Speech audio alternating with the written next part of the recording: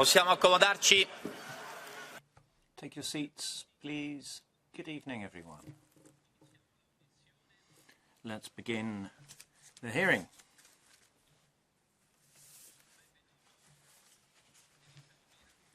Welcome, Teresa Ribera Rodriguez, Executive Vice President Designate for Clean, Just and Competitive Transition, Econ, Envy and E-Tray Joint Committee hearing. Welcome to the relevant committees, their chairs, their members, and the chairs of the 5 committees, IMCO, EMPL, Tran, Regi and Agri, invited committees. Welcome to everyone watching us on streaming now or catching up later. Aurora Leluc, Chair of Econ, Svetlana Penkova, First Vice Chair of the E-Tray Committee. Welcome. Teresa Ribera Rodriguez responded in writing to the questionnaire. The written answers have been provided to members in all languages. The Legal Committee has decided on the basis of the documents presented that there are no objections on the grounds of conflict of interest to the holding of the hearing. Before I give the floor to Co-Chair Aurore Leluc, perhaps I might ask you to bear in mind that here in this room we do have certain responsibilities. I understand that feelings can run high, but we have time limits. I don't intend to use the gavel. The first time I spoke in the Italian House, all my family and friends were there eagerly awaiting my first speech, and I got cut off by the chair. I hate it when people get cut off in their prime, and I'd hate to go down in history as being the person who brandished the gavel in that way, so I don't intend to do that. Oh, Leluc. Thank you, dear Antonio De Caro. Dear Co-Chair. So, dear colleagues, before we proceed, let me explain the organization of this confirmation hearing. To begin, Ms. Ribera Rodriguez will make an opening statement of maximum 15 minutes. After the introduction, we will turn to the question from you, dear members of the European Parliament. There will be 4 rounds of questions. The first round is for political groups coordinator. It will consist of 5-minute slots, each with 1 minute for the question and 2 minutes for the answer from Executive Vice President Designate, including a possibility of a follow-up question from the same member, no longer than 1 minute, with 1 minute available for the reply. Afterwards, we will have a second round with 3-minute slots for each member based on the overall distribution of speaking time among the political groups, including a representative from the non-attached members. The third round is for chairs of the invited committee with 3 minutes each. The final round of questions will be for political groups in reverse order, also with 3 minutes each. In all those rounds, sort of 3 minutes will be divided into 1 minute for a question and 2 minutes for an answer from the Executive Vice President Designate. After the final round of questions, Ms. Ribera Rodriguez will have 5 minutes for a closing statement. Interpretation is provided in 23 languages. All speakers can therefore use their own language. However, speakers are reminded that what they say will need to be interpreted. Thank you, by the way, to all the interpreters and to the staff and the Secretariat for this hearing, which means that you should not speak too quickly.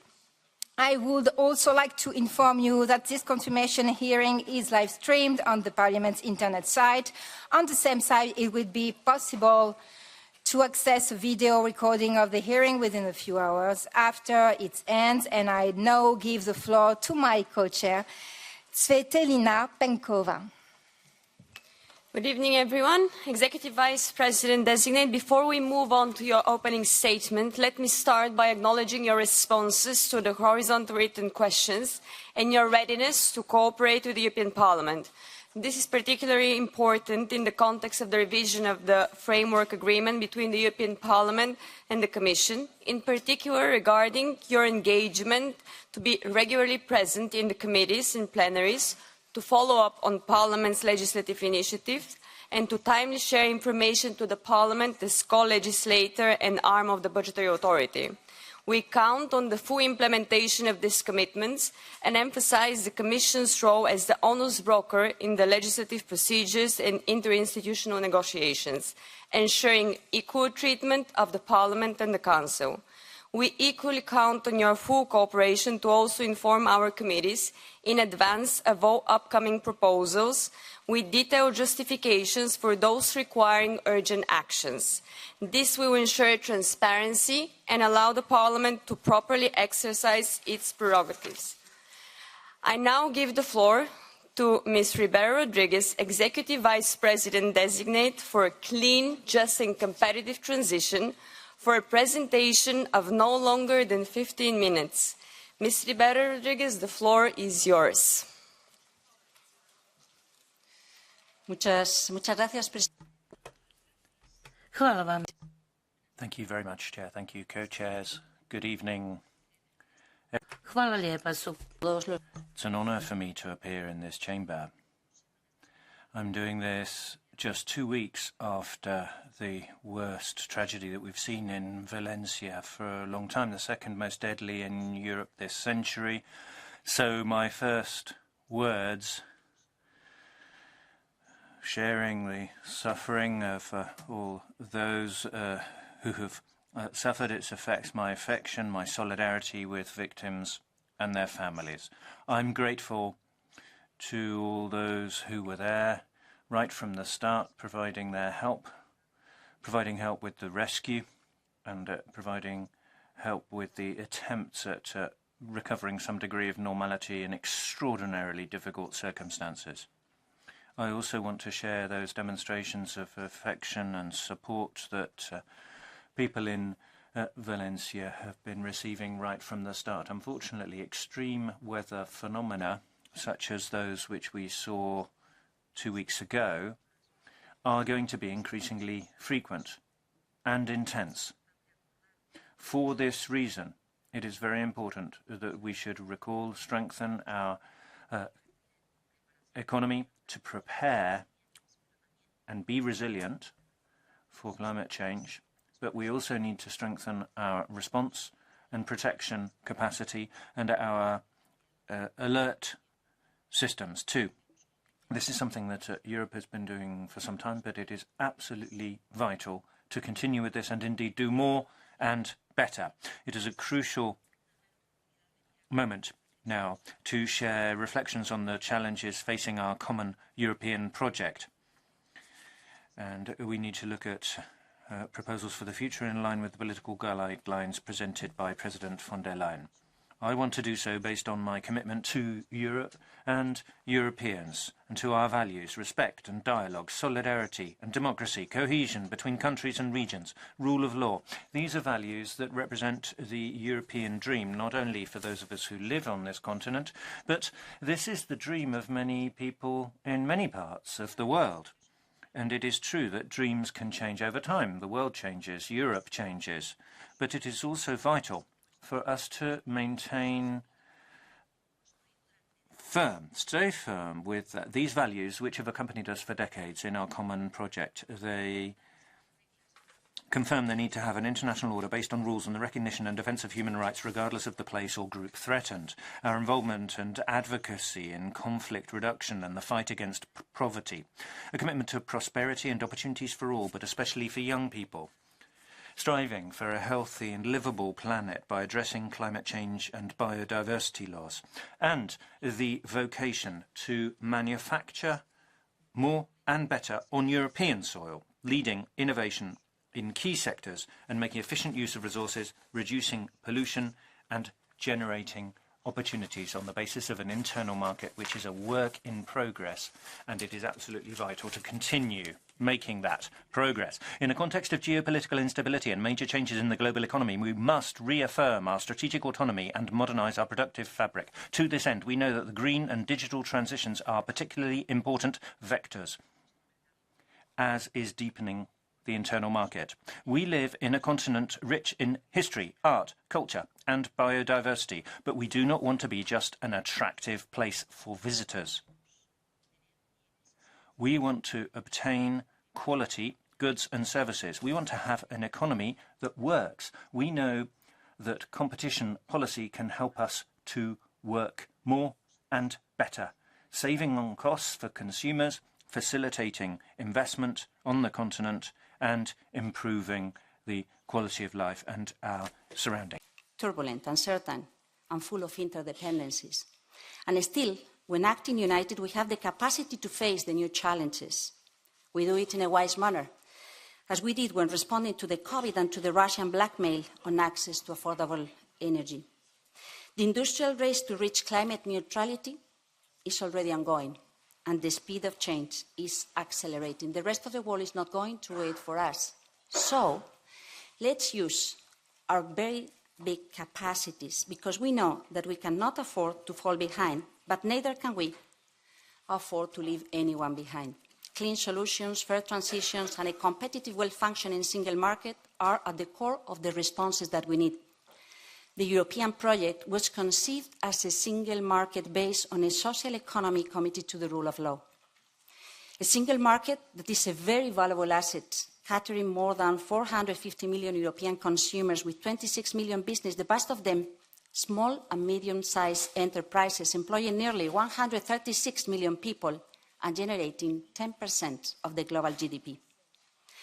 If confirmed as Executive Vice President for a clean, just and competitive transition, I am committed to support the objectives set out by the President von der Leyen, going faster in advancing sustainable prosperity and competitiveness, making business easier by reducing the administrative burdens, ensuring a clean and just transition. I will do so by both coordinating the Green Agenda with my fellow colleagues in the Commission and enforcing a competition policy based on our democratic values to support a well-functioning single market. In doing so, we need to promote the alignment and synergies between the clean transition and a competitive European economy. If our economy depends on fossil fuels that we do not produce, we will never be able to ensure prosperity. Europe's long-term competitiveness requires to shift away from fossil fuels while embracing a clean, circular, efficient economy that attracts talent and investments and generates high-quality jobs and products. We must stay on course of our ambitions. This is why I will work with my fellow members of the Colleague to implement our common climate goals for 2030 in the simplest, fairest and most cost-efficient way. To pave the way for a new architecture beyond 2030 to enable us to reach net zero by mid-century, counting on vibrant clean tech sectors and a leading decarbonised industry as part of the Clean Industrial Deal. To ensure access to fresh water and healthy ecosystems, clean energy and an efficient circular economy while reducing inequality gaps. The success will depend on our ability to create prosperity, be competitive while meeting the goals set for 2030 and paving the way for the goals of 2050. In order to achieve this, I will maintain a close dialogue collaboration with all relevant stakeholders, but very much in particular with the European Parliament. And I will promote the coherent use of our toolbox, both domestically and in our foreign policies, to bring down the energy prices and reduce the dependence on fossil fuels and other commodities, to support the decarbonisation of the industry and the economy, to accelerate the just transition and facilitate the access to housing while addressing the energy poverty, to direct our foreign economic policies to reduce risk and vulnerabilities, because it is time to modernise and enforce many things, including the enforcement of the competition policy and capitalise on the benefits of the green and digital transitions.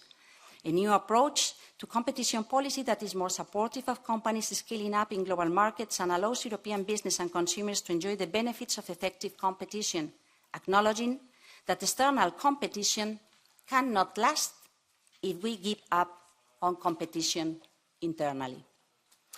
To progress in ensuring a level playing field, attracting investment, innovation and clean growth, protecting consumers from rising prices while ensuring high quality of goods and services. It's time to safeguard and restore our very precious nature so that we can count on the environmental services that protect our lives and supply the key elements of our economic prosperity. Over the course of the next term, the Clean Industrial Deal will have to remain a key objective. Europe must breathe new life into its productive and industrial fabric, producing in Europe to generate wealth. We will have to maximise the impact of our public financing in a more effective way, mobilising increased private additional investment. We will have to guide investments towards clean solutions, thanks to an application of the tax rules and financial markets that are consistent with our environmental, social and good governance criteria. We will have to develop the necessary infrastructure to decarbonise our transport, connectivity and interconnections within our union in order to round out the single market. And we will have to invest in training and education in order to bridge the gaps in skills and to create opportunities, all while creating quality jobs in the transition. Finally, if we wish to promote European industry and stimulate innovation to reposition ourselves on the world market, our competition policy must evolve in step with the reality in which it stands. A lot has been done to make sure that all competition instruments are fit for purpose and aligned with the objectives of the green, digital and resilient European economy. We also count on new instruments to tackle emerging challenges such as the new digital gatekeepers under the Digital Markets Act or the evaluation and response to the distortive effects of foreign subsidies under the Foreign Subsidies Regulation. I will make full use of all these tools so that firms, large and small alike, whether incorporated in big or small member states, have a fair shot at competing in the single market. In a market economy, there is no competitiveness without fair competition. I would add that there is no fair competition without a strong competition policy enforcement. I intend to pursue rigorous competition policy enforcement that is based on values of fairness, openness, entrepreneurship and choice, and that provides equal opportunities for all. But new challenges require us to go further and do better in our approach in our enforcement. If confirmed, I will defend the rigorous enforcement of that competition policy in full respect of the treaties to ensure that competition policy remains as facilitator for the innovation and the competitiveness of European companies.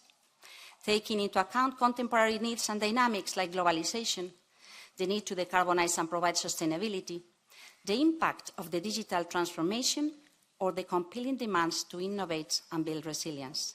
Because that is the best way to ensure that competition policy continues to fulfill its original purpose, to protect the level playing field, benefiting citizens in their everyday lives. At the same time, there is a strong demand to simplify and speed up our competition enforcement processes. We need to avoid any delay in the support for the energy transition and the decarbonization of the industry to gain competitiveness, all being done in a high-quality manner. We want to become more attractive and regain investors' appetite for Europe, and this means updating our tools. For instance, acknowledging the relevant role of the pro-competitive approaches in our enforcement, or ensuring that our merger rules capture deals that prevent innovation, in particular for SMEs and mid-caps, the so-called killer acquisitions of companies with low turnover but high innovative and competitive potential.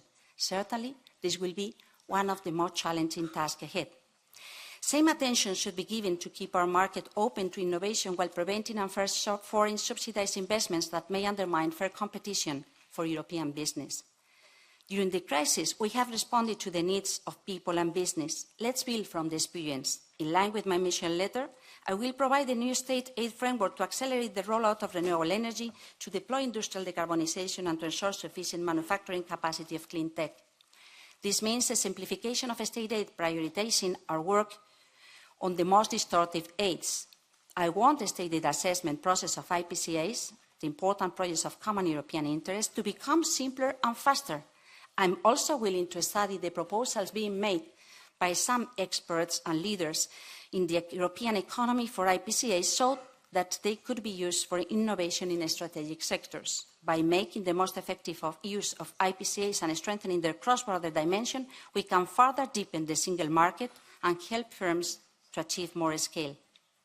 We need to move forward with the enforcement of the Digital Markets Act and coordinate with other jurisdictions to effectively deal with the competitive environment in the digital markets.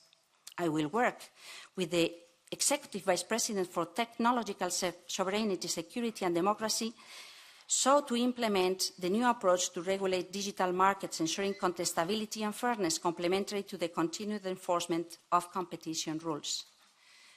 Working together will be crucial, and staying firm in our duty to preserve fairness and protect consumers' rights is a no-brainer. In all those aspects, I will strive for a stronger global cooperation among competition authorities, making enforcement more effective and efficient while promoting fair competition and market integrity worldwide. Not to say with European business and European stakeholders.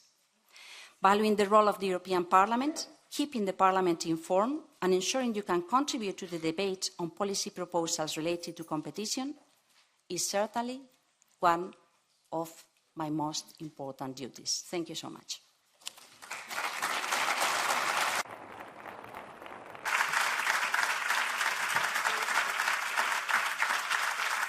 Grazie. Grazie, Vicepresidente designata. Thank you very much, Vice President Designate. Let's begin with our first round of questions. Markus. I will first give the floor to Markus Ferber. Commissioner Designate, thank you very much for the words you have said on what had happened 2 weeks ago in Valencia. But I think it would have been more appropriate to address that in the Spanish Parliament before you do it here. For the Commissioner for Competition, it is key to be independent and impartial and to be perceived as such. Otherwise, your role as a neutral referee can be put into question. So I have 2 questions around that. Firstly, you have a very broad portfolio, not only competition, but also clean and just transition. How do you intend to resolve any conflict of interest which can arise out of that? And secondly, the European Commission has opened an in-depth investigation in 2021 to assess whether the arbitration award to be paid by Spain following the modification of a renewable electricity support scheme is in line with the EU state aid rules. You have been negotiating that in your capacity as minister. How would you ensure your neutrality when you have to handle this specific case? Thank you very much. Thank you. Thank you so much for the question, because this provides me the opportunity to commit and to stress the fact that, of course, I pay much attention to assure that this is a very independent policy based on the check and balance elements that already exist, a professional team within the Commission, the legal service, the chief economist, and the collegiality in taking decisions. But also, of course, the fact that it is a no-brainer. A watchdog on a well-functioning single market requires a rigorous enforcement of the competition policy. In fact, it is very difficult to think of an industrial policy that is not consistent with a strong competition policy, because both are quite complementary. You're also asking about the case in Spain, which is an important case, and as you know, the usual practice is that whenever there is any potential concern on to what extent there may be some interest, the usual way to proceed is to raise the issue to the President of the Commission, so that the President of the Commission decides on someone else in the College of Commissioners to raise a proposal to the College. So this is the way I think that we will need to proceed if there is any type of concern dealing with issues, with process, with files that are coming from Spain, and I've been involved in any type of discussion as being minister. A little bit more abstract. When investors decide whether to make an investment, they consider the predictability and the stability of the regulatory framework. Investments are significantly more likely when key parameters do not change. The sometimes erratic handling of government decisions in Spain, in particular in the energy and clean tech sector, has greatly undermined trust in Spain as an attractive destination for investments and investors. Yet, you are tasked to be part of a green growth strategy, encouraging businesses to invest in the European Union. Given this track record, do you think you are the right person to do so, really to attract investors to invest in the European Union? Thanks again for the question, Mr. Ferber. I think that I can say that the macroeconomic data coming from Spain show that Spain is attractive, it's an appealing place to invest. It's true that when I entered in government, I had an issue to solve that came from a previous regulation being adopted in 2013 that had been challenged by the investors, and I tried to do my best so to provide solutions for the original investors, and it helped. So to provide a stable framework that was attractive and appealing for new investment in renewable energy solutions, and it helped. It has boosted in Spain in the recent years, but also to ensure that in the transition away from fossil fuels, in the phase-out of fossil fuels, there were new opportunities linked to clean energy that could be helpful for workers and territories. So I think that this is a good example. Of course, this energy policy in the European Commission will rely on my fellow colleague Dan Jorgensen, and I will work with him so to ensure that we can combine the different competences and functions that we have been missioned to ensure a full coherence with the final decisions that we may need to undertake.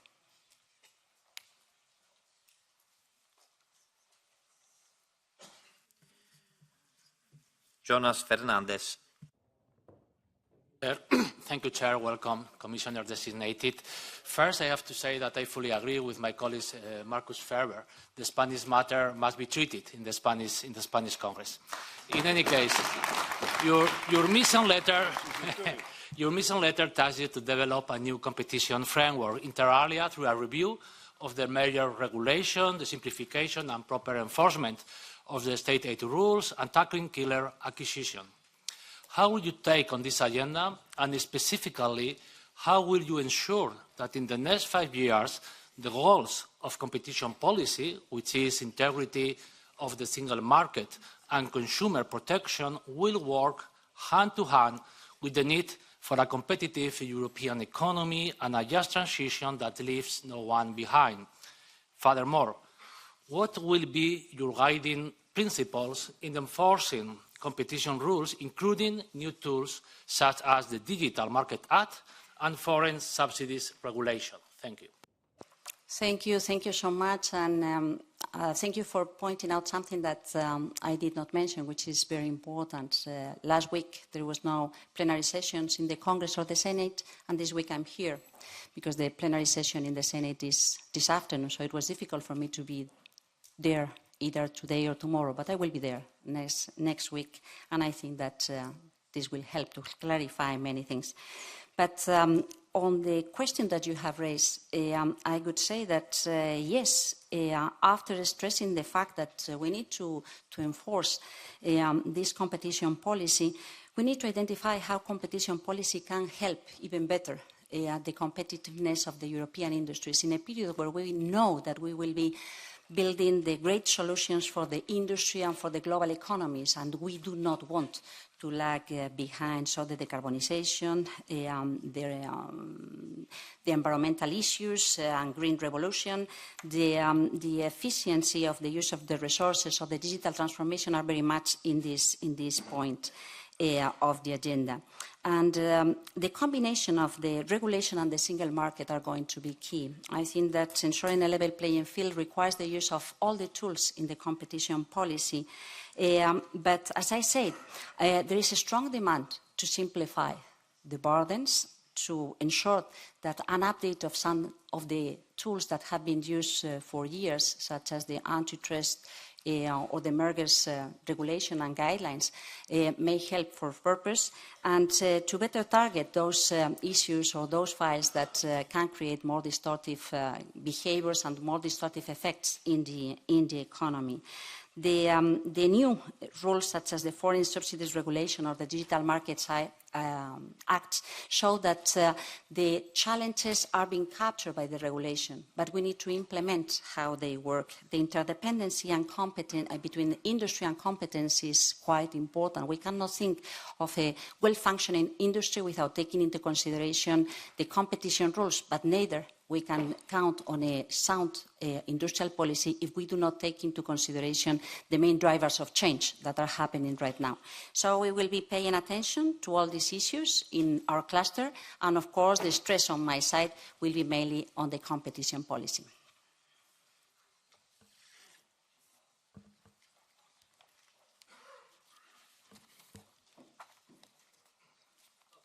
Thank you so much. In any case, can you elaborate on the tools at the Commission disposal you will use to fulfill this agenda, and what kind of initiatives do you intend to take? And finally, how will you involve this Parliament hearing? Thank you. Thank you. Thank you so much for the question. I think that we are already in the simplification and speeding up processes, thinking on how I could propose a new state aid framework to accompany the Clean Industrial Deal. I think that the Clean Industrial Deal that we need to issue in the next 100 days, together with Vice President Sejourné and Commissioner Hoekstra, is a good opportunity to identify how the competition policy can be updated to provide this connection, how the projects of common European interest can help in a speedy way assessing the state aid process, or how the antitrust procedural framework can evolve so to ensure its effectiveness, how we can strengthen and better target in the competition enforcement, paying attention to innovators, as I said, so to ensure that they can contest the existing incumbents in the time to come, or how to enclose the enforcement gap in this killer acquisition after the court did his judgment on the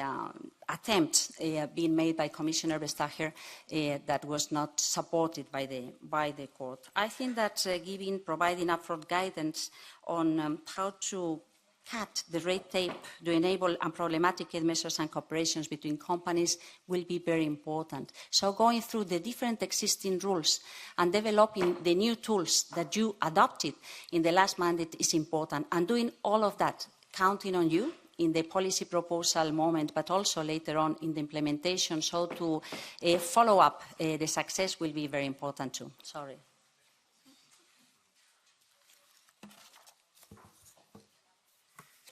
Vi prego di rispettare I tempi.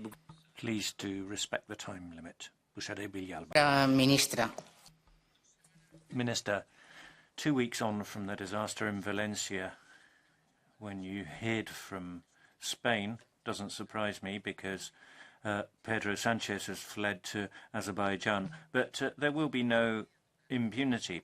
Before voting on you, everybody needs to know that the Hookah Hydrographic Confederation, receiving meteorological information and the management of those issues, is what caused this. There was real-time information on rivers overflowing and nothing was done. This region of the Spanish Levant traditionally has such phenomena. Nothing was done. In the national hydrographic plan, there could have been action taken to avoid this, affecting 16 municipalities, and you did not execute the risk plan for the Hookah flood basin in the Rambla del Pollo. As a commissioner, will you do the same to the EU as you did there? Will you fail to execute work for which there is a budget? Will you fail to protect riverbeds and floodplains across Europe? Señor Buxadé, le agradezco. Mr. Buxadé, thank you very much for your interest in Valencia, for water works and flood plains, alerts, flooding, investment in public services and science. Thank you for taking an interest in all of those issues. I don't think there is anything more dangerous than questioning or trying to undermine the credibility of institutions providing alerts. We have this example here, which is a good example of what can happen. My commitment is to strengthen public services, monitoring capacity, prediction and alert capacity to respond, as we should on the basis of EU policy, to provide citizens of Europe and governments of Europe so that we're all prepared, reducing emissions and increasing our preparedness and response capacity with resilience, water resilience plans, and my colleague Roosevelt, of course, has this in the portfolio too. Señora Ribera. Ms. Ribera, this is a copy of the website of your ministry. 2004, when you were in power too, the government announces a dam in Chester to avoid flooding in 16 villages, Paigorta, Pigania, Cataroca. These are all high-risk areas. I don't know if you remember this. There would be 2 protection constructions to reduce the riverbed and to reduce the risk of flooding from the reservoir. 20 years ago, you were aware that this could happen and you did nothing. What did the money go on? What did the EU funds go on while you're in power? You've always defended restoring natural riverbeds. Well, you can see the consequences now. I have no further questions for you. You shouldn't be sitting in the Commission. You should be sitting in court. And there are those who are on Teresa Ribera's side and those on the lives of the people in Spain. So it's up to you. Do you want to be an accomplice to this? The impeccable Democrats that are the socialists of Spain. I have to say that my main concern for the future is society not being able to assess the real risk, the real threats of climate change and extreme meteorological events. Responsible people in institutions challenging and undermining the credibility of science and knowledge. And yes, we need public resources to be invested in build resilience, also in water resilience. Y fue mala suerte que la crisis se llevara por delante la capacidad de inversión en eso. It was unfortunate that there were disasters and that the necessary investment had not been made. Since that time, since 2018, we have started bringing this back. But making cuts, and especially tax cuts, means that you don't have resources, makes it harder to do all of this, which is what other governments have done in power. But in the EU, what we have to do is look at these recurrent, intense phenomena and plan ahead. So it's not so much about words. When hard times comes, we have to react in good time, and for that we need to strengthen our preparedness, our alerts, and we need to ensure that people are protected and alerts are acted upon. Alexandre Vondra. Thank you, Madam. As a key figure in phasing out nuclear energy in your home country, you have faced criticism for favouring renewables over nuclear, raising questions about your commitment to technological neutrality. Do you support nuclear energy as an indispensable way to achieve our decarbonisation targets? Beyond SMRs, will you support the development and lifetime extension of large-scale nuclear reactors in the EU? State aid processes are a bottleneck, delaying projects by years. Are you ready to accelerate nuclear state aid approvals by dedicating more resources in DG Comp? And finally, what safeguards you take to secure a level playing field between member states? The current situation when the French taxpayers contribute to Spanish solar and wind programs, while Spanish taxpayers do not support French nuclear projects, is simply not fair.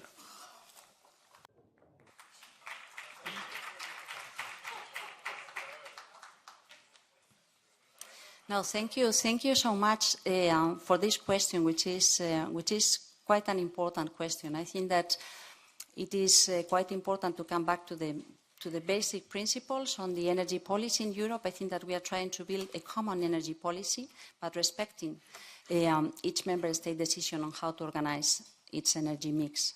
And I know that there are member states that have decided to bet hard for energy nuclear.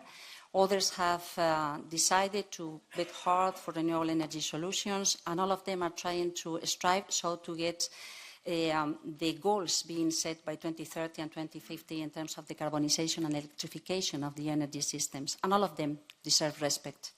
I've tried to do my best, together with the rest of the colleagues, while chairing the Energy Council, to count on electricity market design that provides room for everybody. I know that the European finance counts on different initiatives to fund innovation, also in the case of nuclear solutions, including the program being launched last February on a nuclear industrial alliance to ensure that all the different stakeholders that are willing to work in this field can count on a common platform. And I think that this is important because we need to work together in all of this. However, I have to say that what taxpayers pay at the European level is these investment funds that do deal with innovation, that we deal with new solutions and infrastructures, and not so much how to cover the cost at every electricity market that is paid in each member state by the electricity consumers. Well, I'm sorry for question, not a single one answered, but I will try from a different corner now. The Commission ambitious target to cut the CO2 emissions seriously harm the competitiveness of energy-intensive industries, in particular the automotive sector. Are you ready to initiate an urgent dialogue with the automotive industry to keep production in the EU competitive? Are you willing to speed up a review process for 2035 targets to guarantee a real technological neutrality approach? And finally, will you take an urgent legal action to avoid the harmful penalties designed already for 2025? Thank you so much for your question, because you point on something which is quite sensitive. The car industry is a great industry in Europe. It is a very relevant part of our GDP. It's a very relevant player in terms of innovation. We all count on mobility, and we know that it is important that the car industry is competitive in global markets. I think that providing this stable signal in terms of what we are expecting from the car emissions in terms of the share of the decarbonization of the economy is key. But I think that we need to work together with the different industrial players so to ensure that the transformation that ensures this competitiveness is being achieved. So keeping and opening this dialogue with the different sectors and stakeholders dealing with infrastructure, with the technologies, with the decarbonization of the product that they are offering to the market will be a very important task. My intention is to work with Commissioner Hoekstra to deal with this issue, but not only him. We have a commissioner dealing with transport and infrastructures. We have a commissioner dealing with finance, so that we can count on the capacity to finance this transformation. And we need to develop this clean industrial deal together with Vice President Sejourné. So, yes, we need to count on this neutral approach, but at the same time we need to bet on how to transform our car industry to ensure that they are as competitive as they have been for decades and as important in industrial terms as they have been for decades.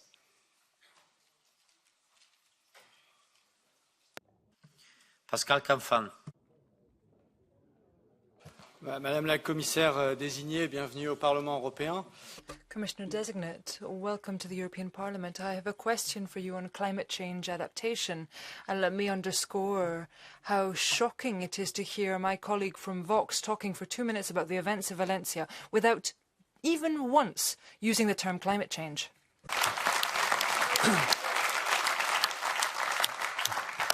Et qu'il se bat par ailleurs. And not to mention the fact that he's doing his best to undermine all the policy that we're working on here in the Parliament to try and limit the negative impact of climate change. So my question is, following the Valencia events, which really are at the tail end of so many extreme climate events in Europe, what concretely, in tangible terms, are you going to be doing to enhance our policies of our climate change policy? What you're going to be doing to enhance that policy?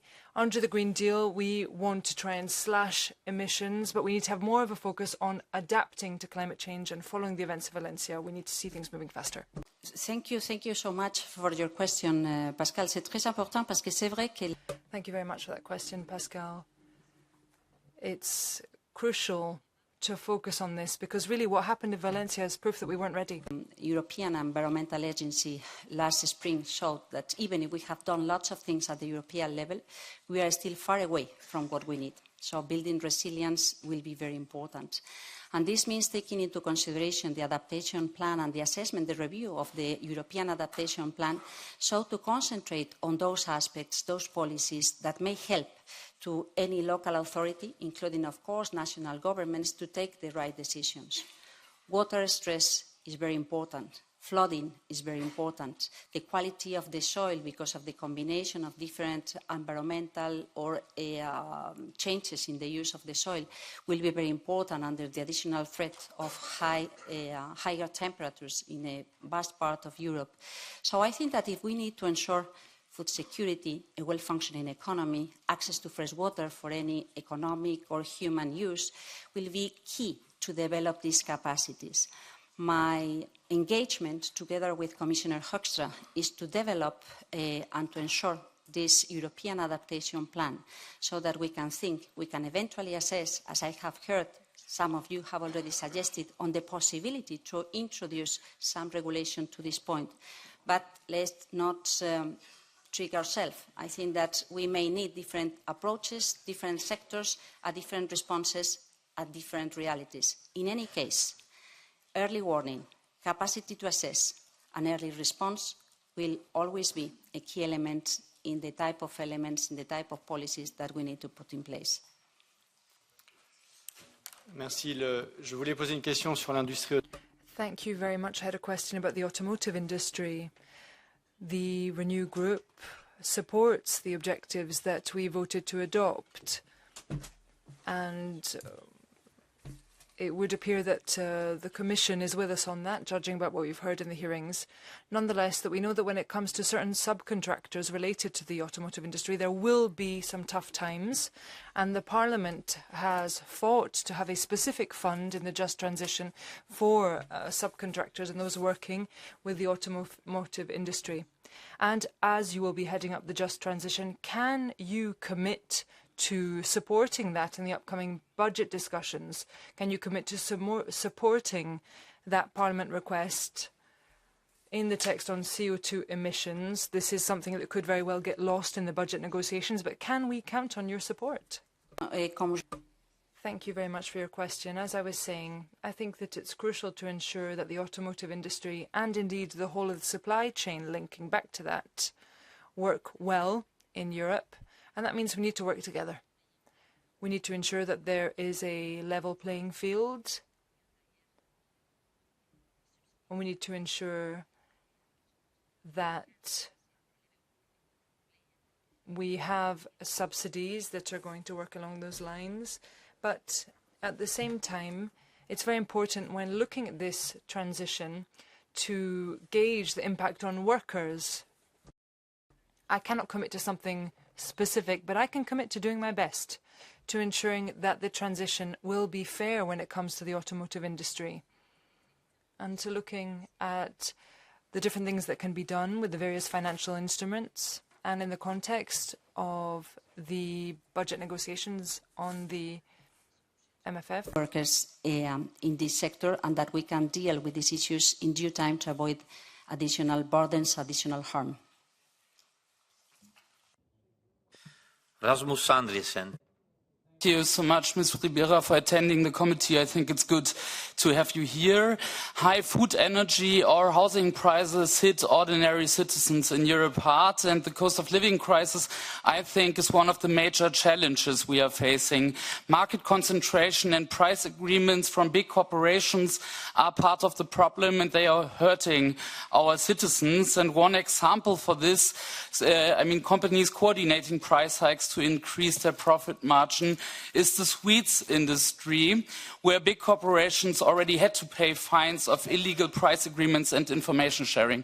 I would like you, with the responsibility for competition policy, if you can commit to an assessment of unfair pricing for key sectors like food, including an analysis of all approved mergers over the past 10 or 20 years in those sectors and their impact on market concentration, and also, if there are, my assessment is true, also to act with a framework for enforcement on this. Thank you so much for the question. And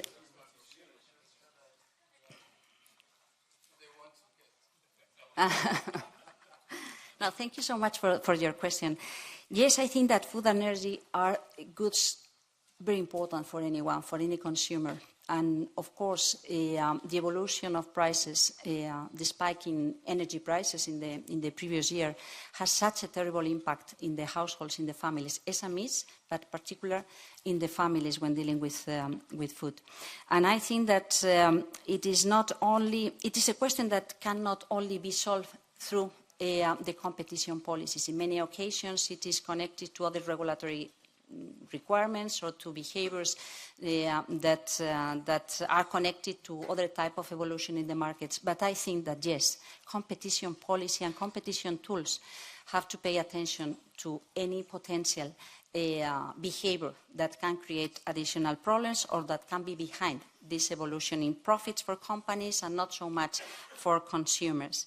There has been some experiences in some of the fields that are sensitive for consumers, such as in pharma or food, and not so much in the energy field or in the role that traders in the energy field can play to explain why prices have a certain evolution. So my commitment here is to pay much attention on what it is happening at every single moment, so to be observing how these markets may be evolving, if there are behaviors coming from companies that can explain why this happens, and to assess and learn and to issue around conclusions and recommendations, including guidelines to ensure that we can protect consumers. And at the same time, to make full use of the funds and policies within reach to ensure the protection of consumers, and very much in particular the vulnerable consumers. In the case of the energy, there is a statement in the mission letter of one of my colleagues to address the energy poverty, and I think that this is going to be a very important issue. So having an eye on how the market is functioning, and at the same time addressing the issue of energy poverty in particular for those groups that are particularly vulnerable.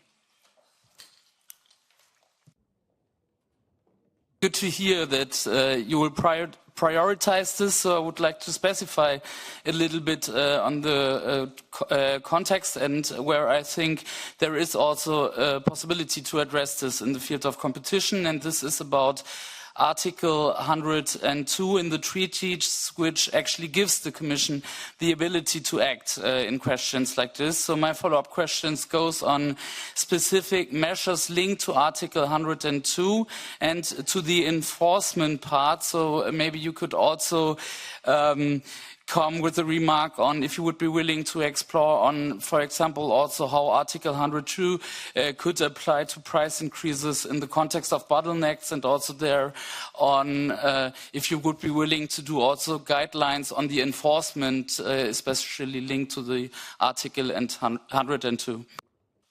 Thank you. Thank you so much for your question. You know that there is an ongoing process to assess to what extent we can improve our guidelines to avoid exclusionary abuses.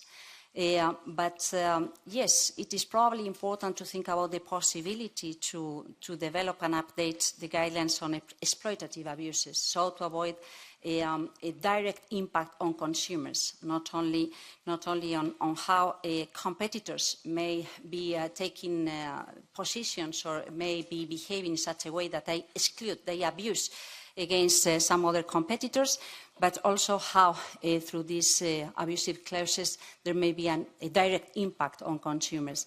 Under Article 102 of the treaty, there is much that can be done, and I think that being sure that it is also focused on the impact of consumers is part of the traditional purpose, goal of the services and the DG competition and the competition policy, but much more focus may be required, as we are seeing in new products, new services, dealing to digital, but also dealing with energy or food.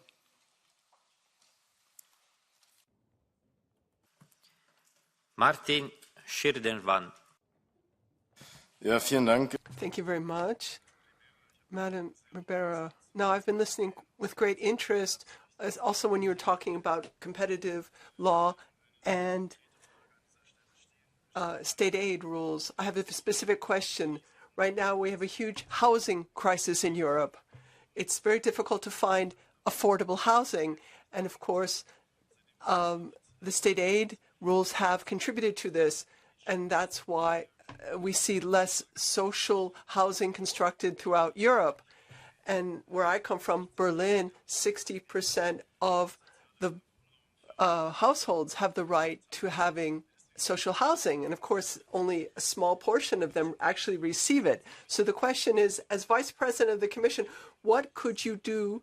What measures could you take to fight the housing crisis? What could you do with state aid law to influence this so that we find affordable and social housing in Europe? Thank you for your question. I think that this is going to be one of those very important new challenges in this mandate. There is this generalized concern on the difficulties for the youth, but not only, to ensure access to affordable housing in every part in Europe. And I could say that we need to combine different policies. We need to combine the responsibilities of Madame Minsatu with the responsibilities of Mr.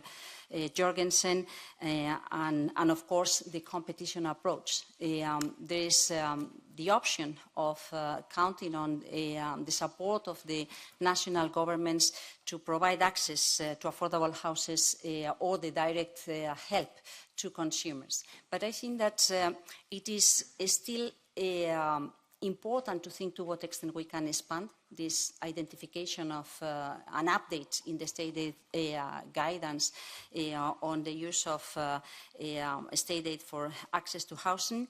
And at the same time, I think that we need to work with local and national authorities. At the end, ensuring affordable access to housing to everybody is not going to be something that we can do only from Europe. We can help, we can do much more of what we have done up to now, but it would be very difficult to do it on our own. So I think that this is probably one of the most appealing and important policies to kick off in this mandate. And I honestly think it will be very important to deliver, and to deliver in due time. Thank you. Ja, vielen Dank für die Thank you for that response. I would like to have a follow-up. It seems to me that we're talking about a discussion of a fundamental change to state aid rules and competition. So that's why we would have a transfer of this kind of aid and being replaced by private funding. So this kind of support would have to be tied to very clear conditions, for example, environmental conditions, self-determination, creation of good jobs. For example, could there be state support and investments of that kind so that you wouldn't be able to pay dividends or huge bonuses to top managers, but rather you would have requirements for state aid that would actually promote a measure instead of being moved into like a tax haven. So what is your opinion on that kind of reform when you're talking about reforming state aid and competition rules? No, thank you. Thank you so much. Yes, I think that this is a very broad issue. We've been also talking about the use of the Social Climate Fund to ensure the improvements, the retrofitting of housing to allow much more isolated homes, very much in particular for vulnerable families, dealing with energy efficiency. We have talked about thinking of how we can inspire social and environmental conditions when tackling state aid proposals coming from different member states. In principle, when thinking about competition policies, we're thinking about the treaty and the regulations. But it is also true that opening this conversation, this dialogue, to what extent the state aid proposals are fit for purpose, so to cover a market failure through this public funding, can also be tracked in such a way that we can learn and we can ensure that we are consistent when accepting, when supporting, and when using public funding for this type of purposes. So something still to be written and to be adopted, but something where I take your recommendations and comments, because I think it is one of those questions that could be demanded by the public opinion. Thank you. Grazie. Ultimo intervento, Ania. Thank you. Ania Hunt, final speaker. Madam Ribera, the portion of CO2 in the atmosphere is only 4.20%. And this is 0.02% CO2. The rest of it comes from nature. So in other words, 7% of that fraction is created by people in the EU. In other words, 0.0001% of CO2 is being produced by people in Europe. So even if Europe were to reduce this to zero, this will have no impact on the climate at all. Nonetheless, we create an atmosphere of panic. We destroy jobs. We destroy our mobility. We destroy our heating systems. People are being forced into poverty for no reason. So can you give us proof that 0.0001% of CO2 emissions would actually make an impression? And please give me a reference to the sources you're using. Well, I appreciate your comment, but maybe not because I agree with you, because I deeply disagree with your comment, but because it is useful to stress something that I said before. The most worrying concern for me, for my children, my grandchildren, the people of my generation, is denying the impact of climate change in our lives, in our expectations on prosperity, and our expectations on the economy.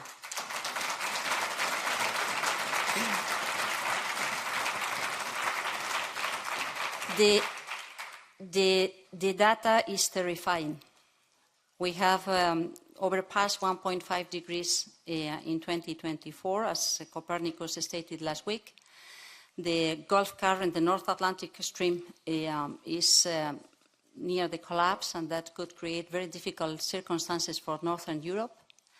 And we are unfortunately seeing more and more extreme events in our continent, not to say what it is happening in other continents. So I think that we all need to decarbonize. And we in Europe have the capacities, the tools, the human resources, the intellectual capacities to do many things and to create prosperity through this transformation, including to ensure the competitiveness of our industry. But the fact is that we needed to do it taking into consideration the distributional impacts of the change. The change in such a short period of time may have a social impact, so we need to combine the update of the industry and the reduction of inequalities. And I think that all of us as members of public institutions should be united in the identification of the proposals that can help us to do it in a fair, smartest and quick way. Thank you.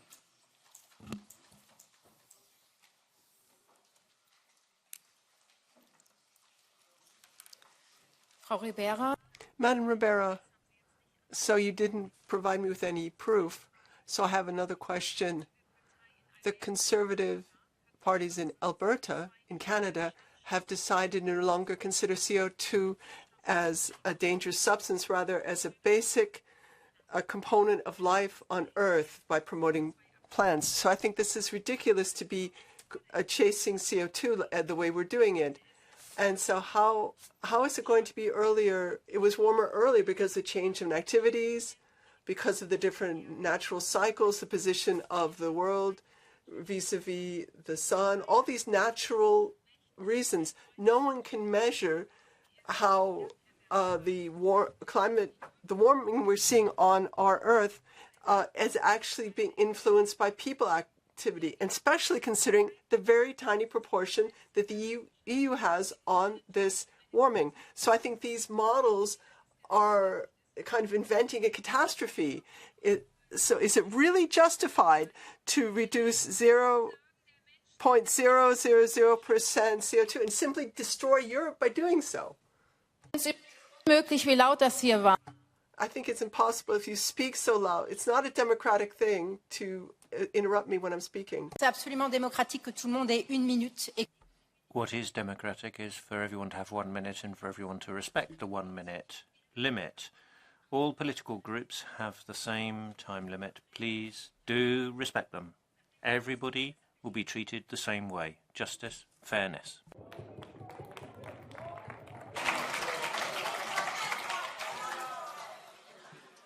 Prego, commissaria, avevo fatto...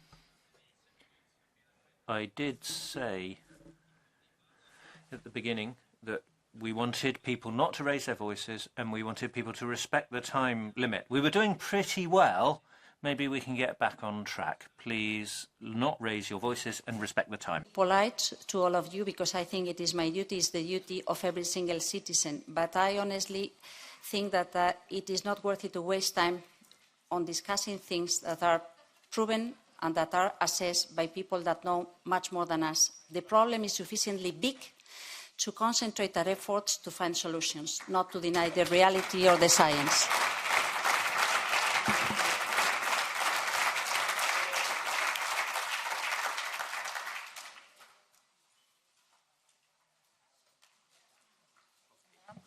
Okay, let's move to the second round of questions. Dear members of the European Parliament, it will be 1 minute for the question, 2 minutes for the answer. As you know, I'll be very strict on the respect of the timing. You know that, for sure. You're kind of used to it right now. It's my, I think it's a 7th hearing that I chair, okay?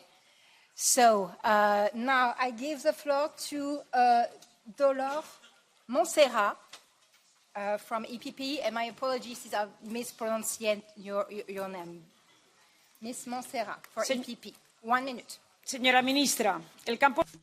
Minister, it appears that you think farmers are the main enemy. They're speaking out against your radicalism. You impose your views with no dialogue. But this examination is entirely unnecessary. 2 weeks ago, you faced the test of your life in Valencia with ministerial responsibilities for climate. You failed that test. You could have avoided the tragedy. You were responsible for prevention, preparation, and response to climate disasters. You were responsible for investment, management of rivers, preventing floods, and providing climate alerts. You shouldn't be coming before us here. You should have gone before the Spanish Parliament to address your own citizens, but you preferred to keep this European door open. But when history is judged, you'll be judged for your incompetence. If you are legally involved in events, will you have the honour to resign yourself so you don't drag von der Leyen and everyone else with you?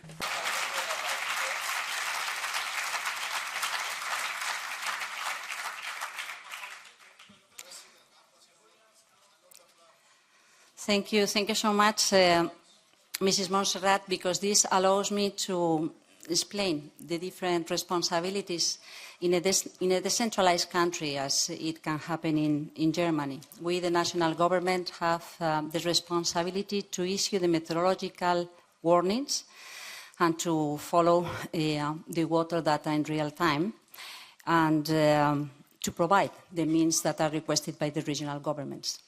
As in other decentralized states in Europe, the regional government is the one in charge of generating the alerts to the general public and to adopt the measures to protect the people. The warnings were issued at due time. In fact, there were many institutions that, according to those warnings in the previous days, at 7:30 in the morning in the 29th, decided to cancel all the activity, as the University of Valencia, as the local authorities in many towns. That was not the case for some other local institutions. And I think, as I said before, that there will be time to come back to this, and I will go to the Congress next week in Madrid. But it could be good to think on how undermining the credibility of the meteorological agency, not taking seriously the risk warnings that were sent may have catastrophic consequences for the people. So we need to strengthen our response. Pero siendo muy serios con... But we need to be very serious about the need to have a better assessment of risk at every time. The risk of major flood is one that can only be dealt with once you have seriously taken your meteorological alerts on board, a red alert, red meteo alert. That's a European standard recommending that everyone should stay at home, that you stop mobility and that you send alerts to the population. Now we'll give the floor to Timo Völken for the SND. Thank you, Chair. Dear Commissioner Designate, we can surely all agree, okay, maybe everyone in this room except colleague Arndt, who obviously cannot read the IPCC report, that we have to adapt quickly to the climate crisis, as disasters driven and enhanced by the climate crisis are hitting European citizens ever more frequently and ever more horrifically. Given that urgency, what will be the concrete actions taken under the European Climate Adaptation Plan? In your written answers, you refer to the protection of critical infrastructure and natural capital inputs. What other assets do you intend to protect? How will you combine these efforts with the need to restore Europe's ecosystems and increase their resilience to climate change effects? What actions will you take under the announced Water Resilience Initiative? And finally, by which legislative means do you intend to achieve these goals, and how will you mobilize the necessary additional financial resources? Thank you. Thank you so much for the question. I think that my role in this field is to work to support Commissioner Roswell in charge of the environmental functions, environmental responsibilities and the water resilience, but not only. Commissioner Hoekstra, dealing with climate policy, is also very important. And beyond that, it is also true that there may affections in other relevant fields, such as critical infrastructure, including energy infrastructure, or mobility infrastructure. I think that what we need to do, or food security. The agriculture policy is also important, as stated also in the report being issued by Professor Stroud-Snyder.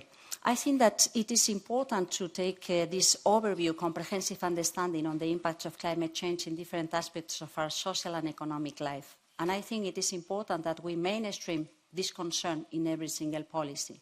But as I said, we have the opportunity under the review of the European Adaptation Plan to introduce the reference and the recommendations being issued by this report on the climate risk assessment being issued by the European Environment Agency last February. So I think that we will need to work a lot. And I think that this is an exercise that is not only part of members of the Commission and the staff in the different directors generals, but also the members of the Parliament and the different stakeholders. I think that ensuring that there is a proper ownership by the different constituencies is going to be very important. At the end, we may decide to introduce this reference in a concrete regulation or to adopt a strategy covering different measures.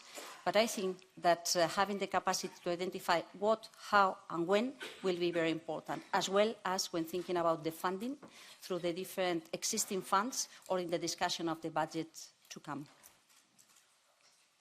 Thank you. Now I give the floor to Christine Schneider for EPP. Yes, thank you so much. Mrs. Ribera, the difference between dealing with the flood in Spain and Germany at the beginning is that in Germany the responsible environment ministry has returned. That's the beginning remark. But now I want to have a question about your written answers about the question. You said that you are characterized as a person who engages in dialogue, who seeks consensus and who builds bridges. Mrs. Ribera, on the 10th May 2024, in an interview, you accused Commissioner President Ursula von der Leyen of having caused, and I quote, enormous damage on European interests by making the cap more flexible as farmers demand. Furthermore, you also lashed out European farmers themselves, accusing them of lying when they protest about the excesses of the Green Deal. Is this the dialogue and the consensus that you mean? Please give me an answer beyond buzzwords how European farmers should trust you when you insult them in public and ignore them. Thank you. Thank you for your question. I don't ignore anyone, less than that, the farmers. I think that the farmers are facing different difficult challenges, very difficult challenges, including water stress or soil quality, or the combination of different requirements in a loss of quality in the ecosystems where they develop their lives, or the social services that they need in order to fulfill their needs there where they may live. This is why I think that the exercise being led by Professor Strohschneider is so important. And it is so important that he managed to get a very broad consensus around the main premises, principles, and proposals. So my duty in this field is to work with the fellow colleague in charge of agriculture, Commissioner Hansen, so to ensure that we can combine the different responsibilities in our portfolios and in my cluster. But as I said, I think that the most important aspect is to ensure that this dialogue takes place and that the capacity to share the identification of problems and the acceptability of the proposals, of the responses, is met. Thank you. Now I give the floor to Silvia Sardone for PFE. Gli elettori negli Stati Uniti con Trump e in Europa con le recenti elezioni. Looking at what's happened in the USA with Trump and what's happening in Europe, people are against your environmentalist Taliban ideology. Madness about electric vehicles, this is proving to be a failure for producers and consumers. And all across Europe, people are speaking out against green rules. Your strategy is anything but forward-thinking. It's all about deindustrializing Europe. China is celebrating your choices. And what's more, China has a huge advantage when it comes to raw materials for electric goods. The Green Deal, is that something that you're going to be reviewing, even a little bit? Or are you going to be driving us forward into an economic suicide across the whole of Europe? What will you be doing when it comes to consolidating our sectors? Thank you. Less than a minute. Don't interrupt me.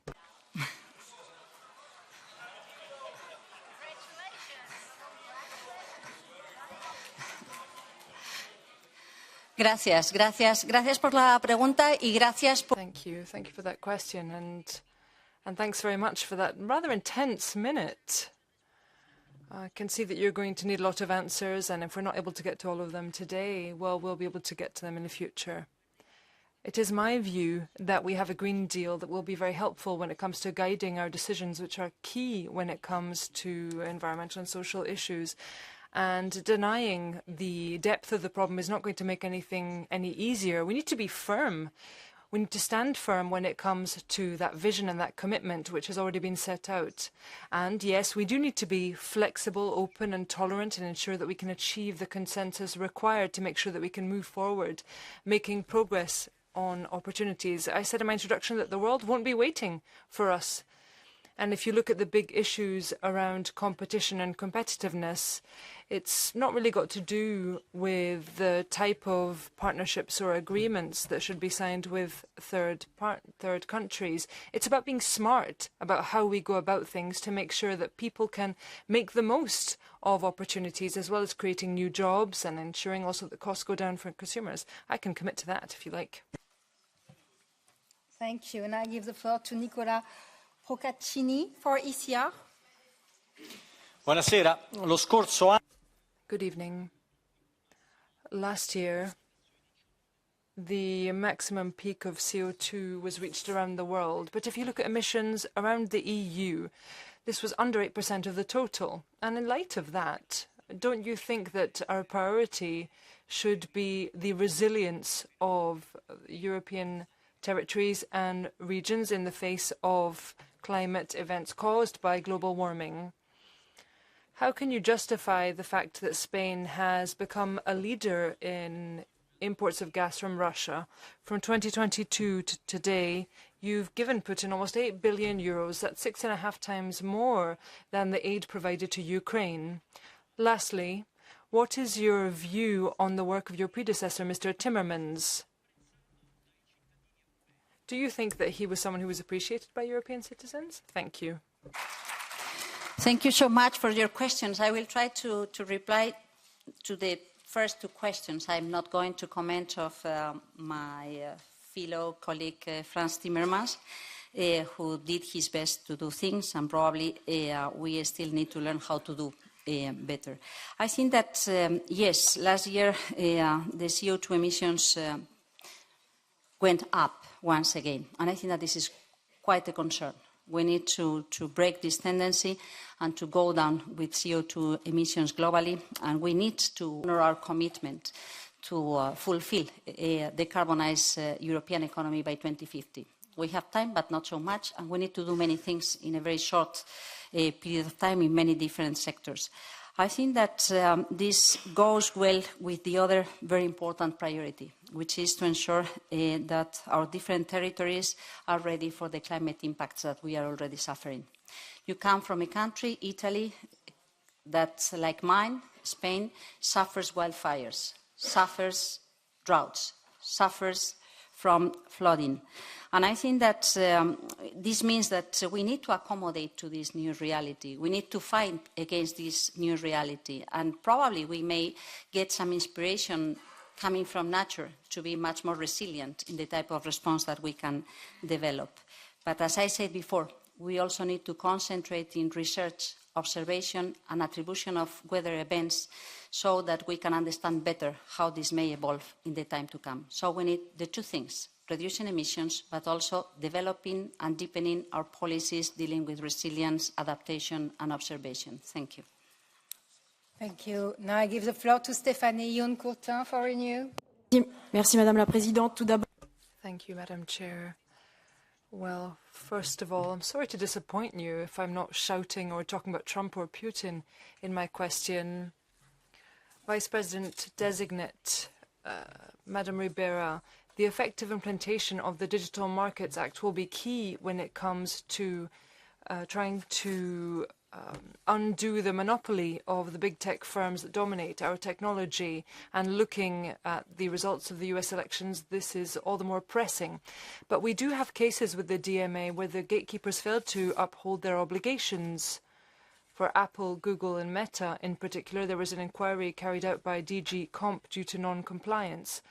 So what measures will you be taking to enhance the implementation of this legislation, and how will you be ensuring that DG Competition has the right resources to ensure they can get their work done correctly?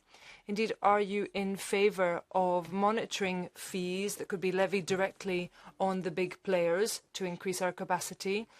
Will you be the new sheriff to ensure that you're watching out for competition in Europe, all while being a green giant worldwide? Thank you. Apologies, 1 minute to respond. I forgot to comment on the LNG question. I think that we are getting rid of Russian fossil fuels, and we still need to do a lot. And I think that this is a free market, and sometimes it is difficult to address this issue for traders. So I think that we need to do much more. And a common decision at the European level could be very helpful. For the time being, we don't still count on the unanimity that we require to take this decision. Dealing with the DMA and how we can ensure that we take the right decisions, I think that we are bound by the existing legal framework, and I think that we need to do our best. The digital world is going very fast, and we need to address the concerns being expressed by users. It can concentrate much power, and we need to pay attention with the existing tools, together with the Commissioner, with the Executive Vice President Birkunen, and the DG Competition Services. And it is true that we still miss much more to deal with this problem, counting on a team that is sufficiently safe for this purpose. For the time being, what we are doing is counting on a team that combines the efforts of the and the DG dealing with the competition tools. And we also count on the support of the national authorities. But yes, I think that we need to find other means to structurally strengthen the capacity of the Commission to deal with these portfolios. Very much in particular, understanding that this is an issue that goes beyond our borders, beyond Europe. Working with other competition authorities is good, but we need to strengthen our competence. Oh, I couldn't find you anymore, sorry. We need to strengthen our capacities back home. Thank you. Thank you. And I give the floor to Nicolas González Casares from the S&D. Gracias, señora Ribera, usted. Thank you, Madam Ribera. You're known for finding solutions in labyrinths in the climate summit, for working hard in negotiations from a European perspective with a focus on European solutions as well, even within the Spanish government. You've got that ability when it comes to negotiations that's well known even outside the borders of our country. And it's my view that these skills are certainly going to come in very handy for the upcoming Commission, given the high level of geopolitical volatility that we're seeing, which is affecting everything, including prices on energy markets. And given that we can't discard the possibility of having to deal with trouble on those markets, what are you going to do in the face of potential price crises on the energy markets? Do you have additional measures to ensure that the electricity markets will be more transparent, and capacity to try and decouple gas from electricity and to try and make electrification more effective? Thank you. Muchas gracias por la pregunta. Thank you very much for that question. It is my view that transforming our energy system is something that's already underway, and looking at the crisis caused by Russia's invasion of Ukraine and how markets around the world have reacted, particularly in Europe, well, all of this has been a learning opportunity, and it will be something from which we can draw lessons over the next few years. And there are some lessons that we've already learned when it comes to modernization and the way we regulate. We've moved on all that. But we also need to look at how we're going to go about things. There are many extraordinary frameworks that include state aid, and looking at this way of doing things can be useful when it comes to continuing to make progress on the different systems, including how public actors can play a role in how this is done. In any event, I think that it's key to incorporate and to develop and learn from the instruments that recently have been adopted. This is what happens with mid to long-term contracts, for instance. How can we modernize our grids? How can we ensure that we're moving forward on European interconnectedness, which will give us greater stability in the face of potential crises that could arise? When it comes to storage, what advantages would that give us as opposed to other technical solutions that already exist in our countries? How can we be more effective in our use of the grids we have available? That's something that we will be looking at over the next few years, while continuing to enhance the governance of our network operators and the operators on the market as well. Thank you. Thank you. François-Xavier Bellamy for EPP. Merci, Madame la Présidente. Thank you, Madam Chair. Commissioner-designate, you talked about the factors that can erode trust in institutions. Who is actually responsible for that? In the latest report on rule of law in Spain, the European Commission expressed concerns about attacks from the government towards the judiciary in Spain. And recently, in January, you attacked a Spanish judge who had ruled in a way that was unfavourable to your government. The same European Commission report says there are increasing attacks against journalists who dare to criticise your government, and independence of the public service and of journalism in Spain is in great danger, I quote. So how can we be sure that you will respect rule of law, which is so fundamental to any credible politics, when you have taken on this role within the government in which you sat that has made the rule of law more fragile in Spain. And if you don't want to take responsibility for the tragedy in Spain, par la justice, oui ou non, démissionnerez-vous? Would you resign from your... The chair interrupts. You have exceeded 1 minute. You can't start your question after 1 minute. I can give you 3, 4, 5 seconds if you've already started your question, but you can't start your question after 1 minute. I shall let the Commissioner designate respond. Creo que el Estado de Derecho. Rule of law, freedom of information, freedom of the media are fundamental values of the European project and of the member states of the European Union, and of Spain, too, where they're fully respected, as you can note in the huge variety of opinion which you can see published. I think we should give some thought to how we can develop the provision of information to deal with the problems of the time. So, yes, rule of law, laws, the rightful role for each party in the institutions, yes, freedom of the press, freedom of the media, yes, absolutely vital. Courtesy in Parliament and being polite to other people, also fundamental. Now I give the floor to Kaite Getov for the Greens. Sorry if I mispronounced it. First of all, let me express my solidarity with the victims of the flooding in Valencia. In Spain and elsewhere across Europe, we are witnessing entire communities being swept away, families being displaced, livelihoods being lost. It is clear that we will need massive funding to adapt to the impacts of climate change. Obviously, we need to address this on the European level and find European solutions, and obviously, we need to talk about this here today. Nature-based solutions are not only often more cost-effective than concrete infrastructure projects and promote, for example, food and water security, they actually address the root cause of climate-related disasters. So I'm pleased to hear you set and focus on this in the past. How will you ensure that the upcoming water resilience strategy and climate adaptation plan follow this approach and will not just waste huge amounts of taxpayer money? And will you require member states to reduce each of the risks identified by the European Climate Risk Assessment Report, to climate-proof all critical infrastructure, and to protect the most affected citizens and workers? Thank you. Thank you so much.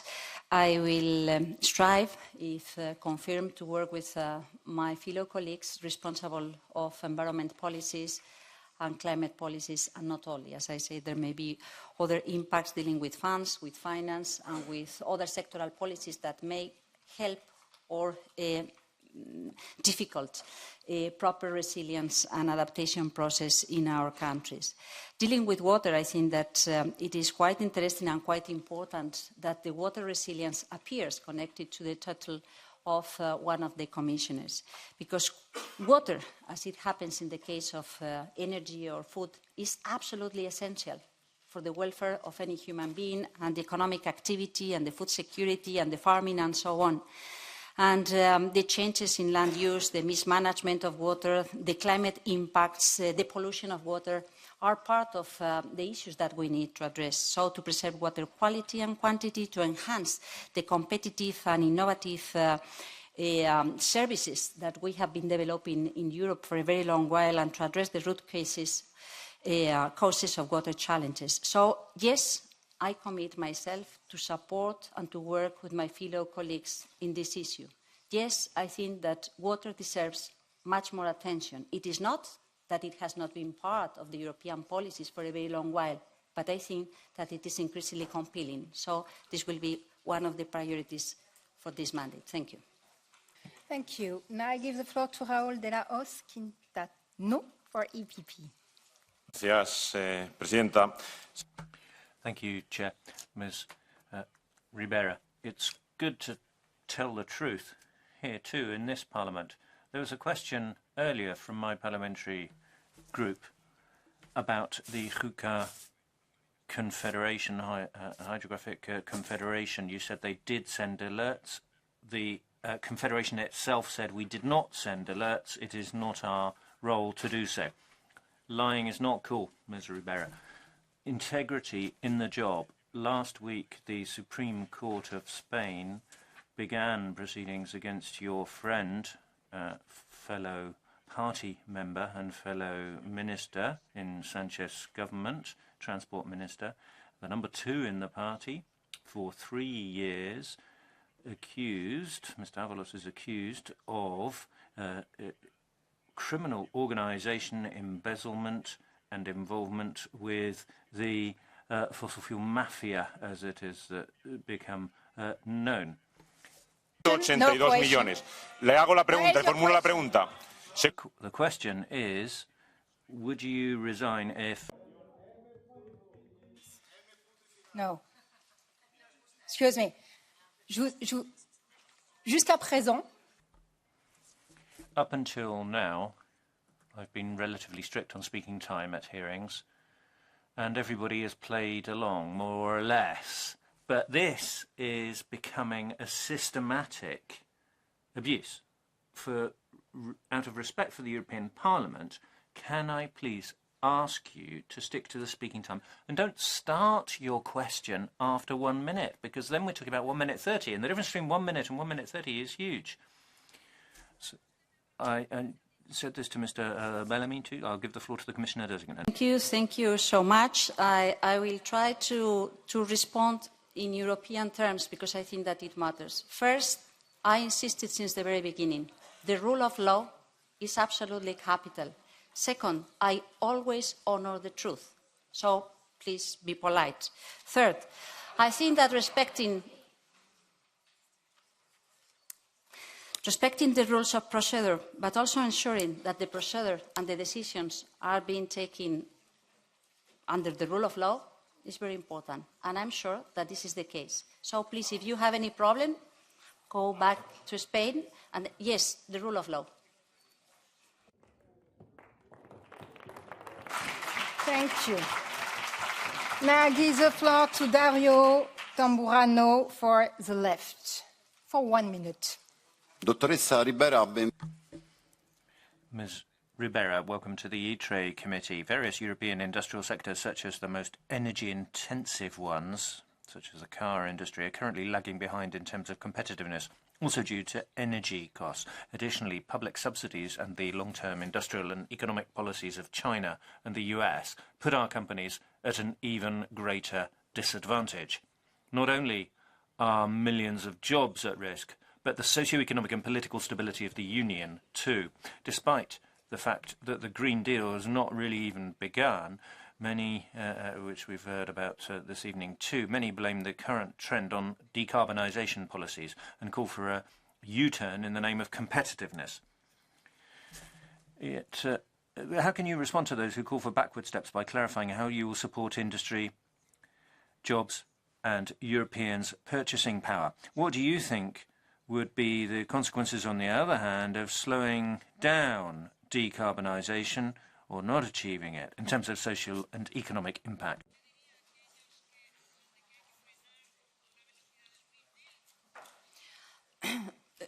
I appreciate very much your question because you stated very well. I think that we have problems of the cost of energy, we have problems of competitiveness in some of our very classical industry. We have a very strong concern on how the car sector can adapt to the existing demands and how we can ensure that the infrastructure ensures that the new models can be bought by consumers at a reasonable price. I think that if we want to be attractive for investments, we need to be stable when taking decisions. We cannot change, or we cannot say that we don't know if we want to be green or not to be green.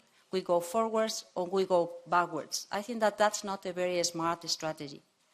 What I think it is very, very important is to ensure that once we fix a target, we know how to reach the target, and we develop the pathway to reach that pathway in a very open manner with all the different stakeholders. So my impression is that what we need to do is to deepen the conversation, the capacity to develop a common strategy with the main stakeholders in this sector, paying much attention to the workers. So it is not only the main figures in terms of output or balance, but also what does this mean in terms of the impact for workers or the skills that we may need or the deep transformations that this will require. And I think that this is something that we need to do in any case. There is no way to ensure that the rest of the world will wait for the right moment for Europe to change our industry. We need to ensure that we support our industry to gain the competitiveness that they want to win. Thank you. Now I give the floor to César Luena for the S&D.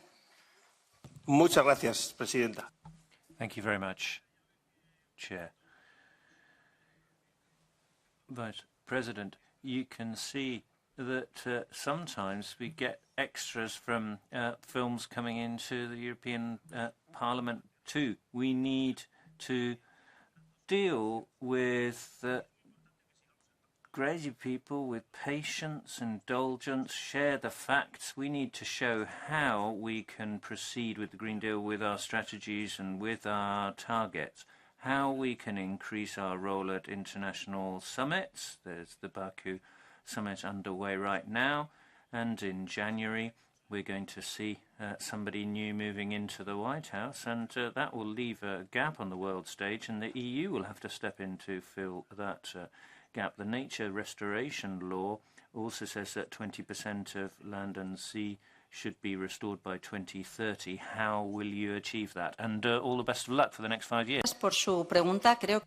Thank you for your question. There's three relevant questions there. The EU's role in major international debates, climate, biodiversity, loss, and not issues that can be circumscribed to any country, territory, or continent. They're very complex issues. We have a governance system that brings people around the table to talk about solutions. That's why we need the COP, like the one which started yesterday in Azerbaijan. It'll be in Brazil next year.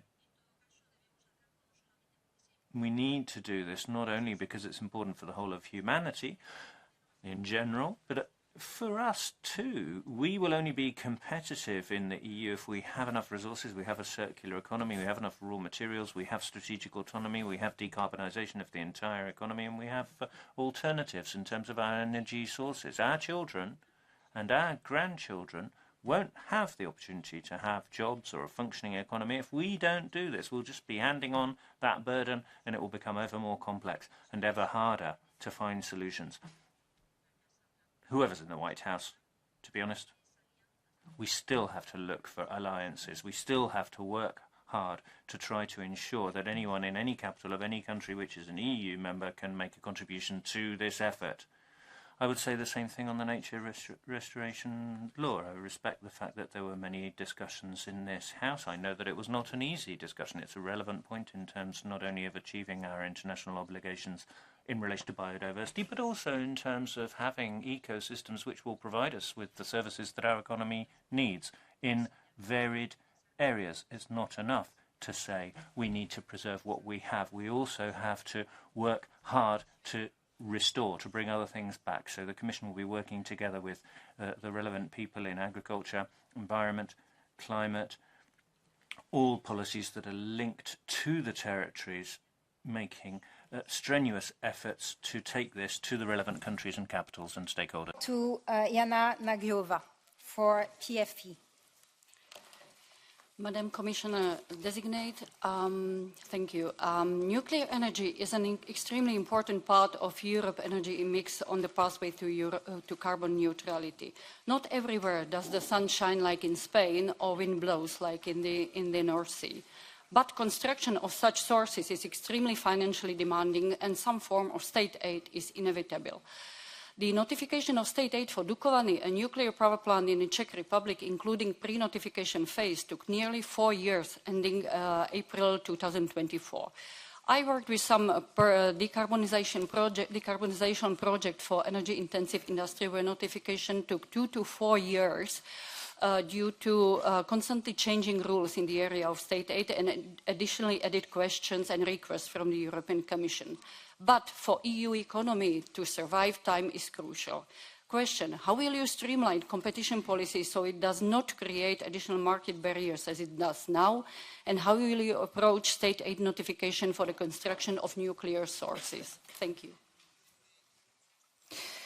Thank you so much for your question. I think that this is one of those issues that has been raised constantly in the last years, how we can speed up and simplify the management, the procedures dealing with the state aid. So how we can update the guidelines, so to concentrate our efforts in those aspects that may be more complicated, to simplify and standardize, but at the same time to ensure that competition services do deal with the cases that may be more distortive and facilitate the resolutions in many other cases that could be simple or more obvious.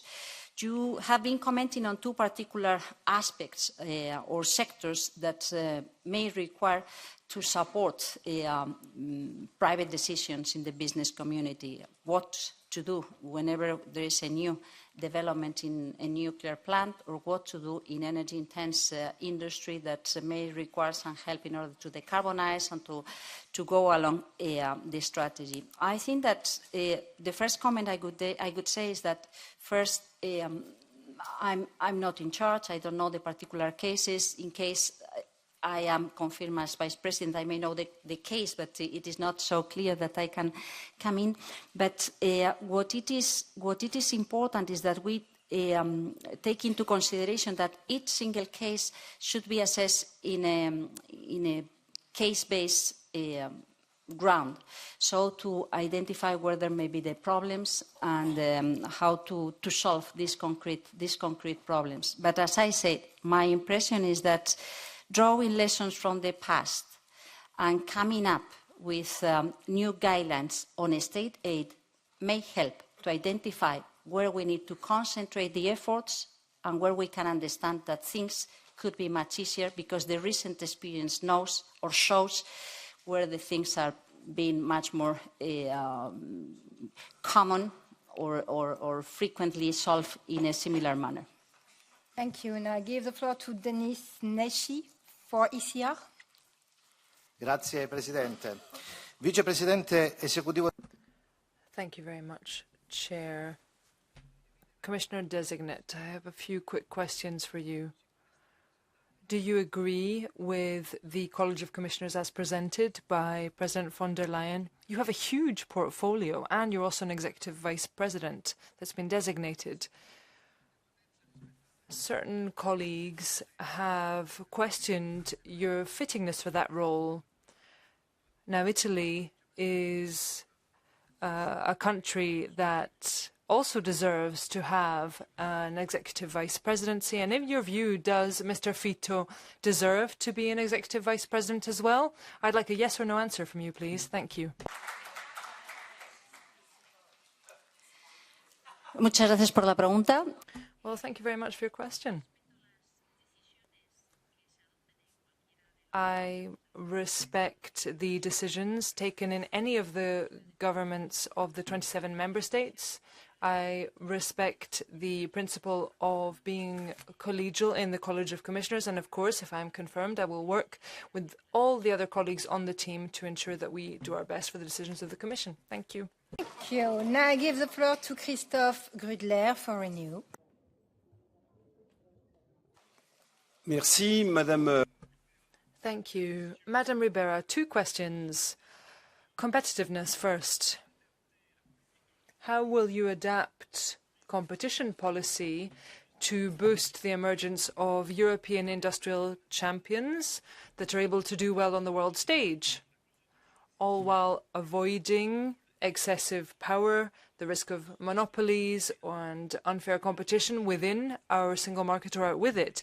This is key for defence, space, technology and indeed heavy industry at a time when Europe is facing fragmentation and intense international competition. And secondly, coming back to technological neutrality and funding, this was a question that came from our colleague Ms. Vondra.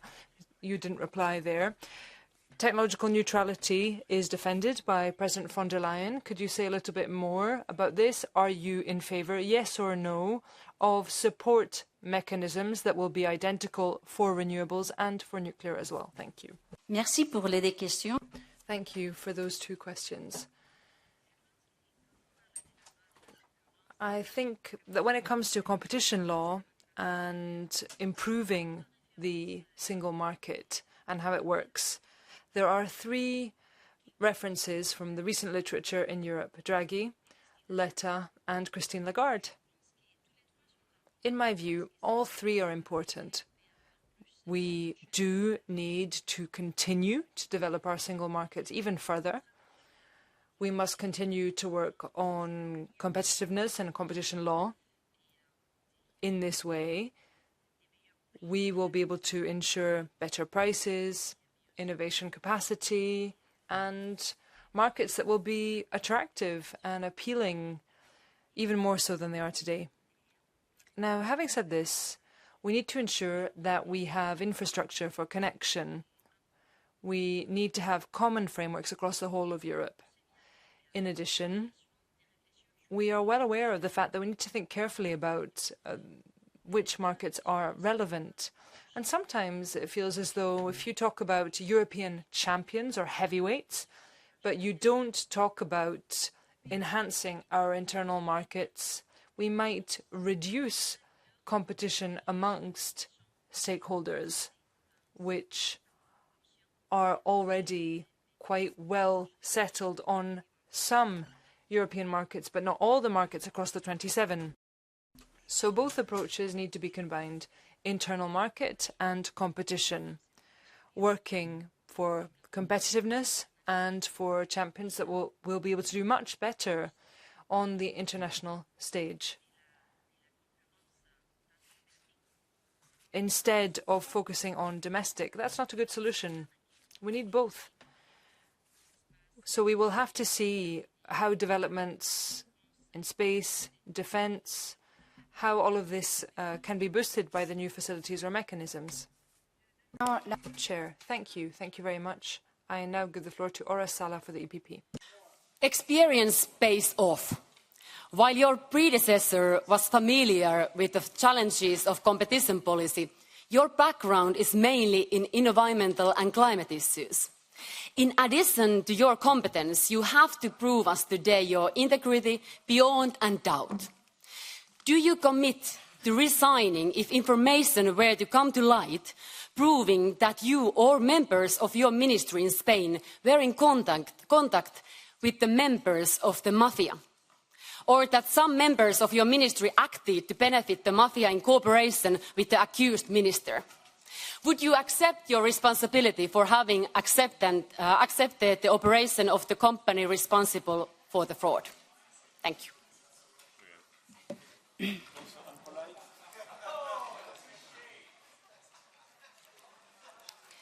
So on funding nuclear, because I saw that the other day you were asking to Dan Jorgensen, and I think that he provided a very wise response to that fact.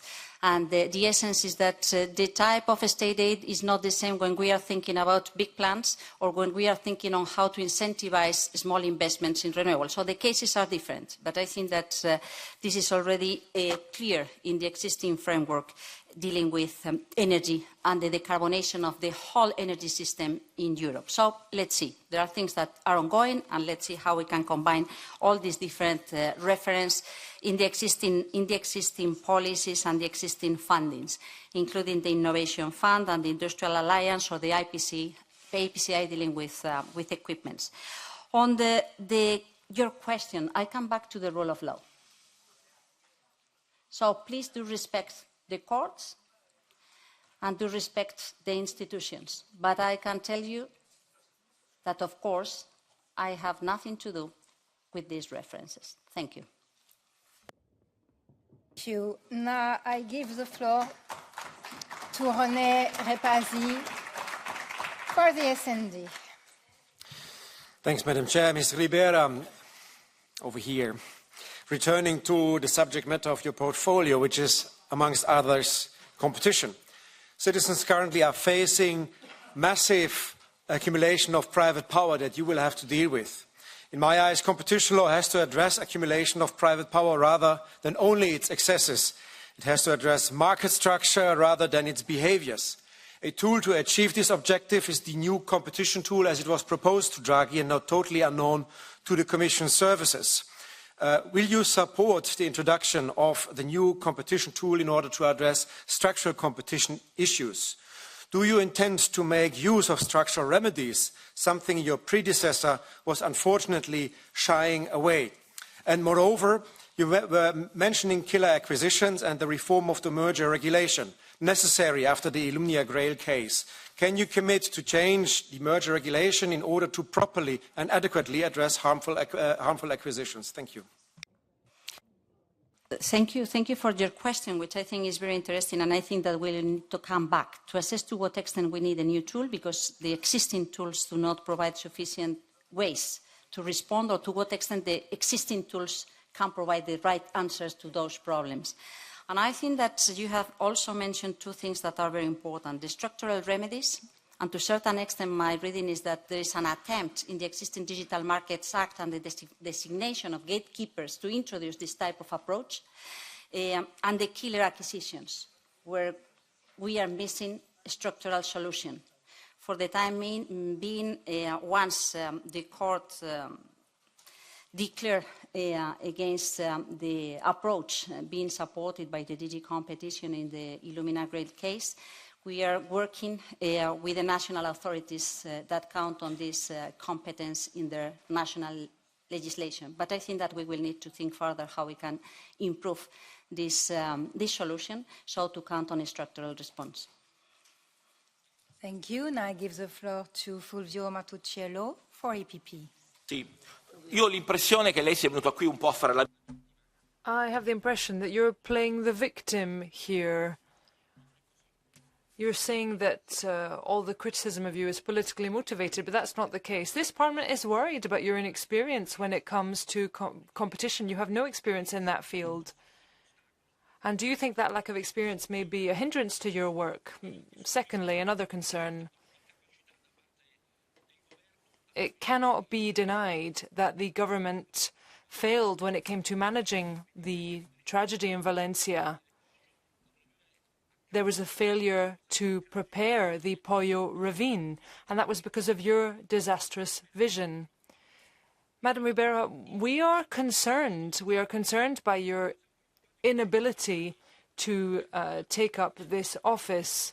And we're worried as European citizens, because what you did in Spain, you could do in any other EU country. I want an answer, yes or no. If you were proved to be legally responsible for what happened in Valencia, will you step down? Okay, thank you for your question, but I insist on the importance to count on the distribution of competence between the regional and the national government. And it was not the factual or the prediction warnings that failed. It was the alerts dedicated to the population and the measures to protect the population that failed. And that's not under the responsibility of the national government. The national government was ready to help and was already working since very early in the morning. As many local authorities and public and private institutions noticed and adopted the right measures. But I will come back to this issue in the national politics. I think that it is important to take into consideration on why we cannot afford making the same mistake. We, Europeans, need to be serious in the warning alerts, in the assessment of the risk, and do not undermine the capacity and the confidence of those issuing these alerts, because it saves lives, or we count on dead people. On the other aspect, I think that it has been said once and again. I think that, of course, competition policy is absolutely key. And I think that we count on a great team, on a great check and balance system, on my full commitment, and on the capacity to develop the tools in order to ensure a well-functioning internal market and to respond to the existing and incoming challenges in markets that go beyond the European borders. This is my commitment, and this is what I will try to do if confirmed as Vice President. Thank you.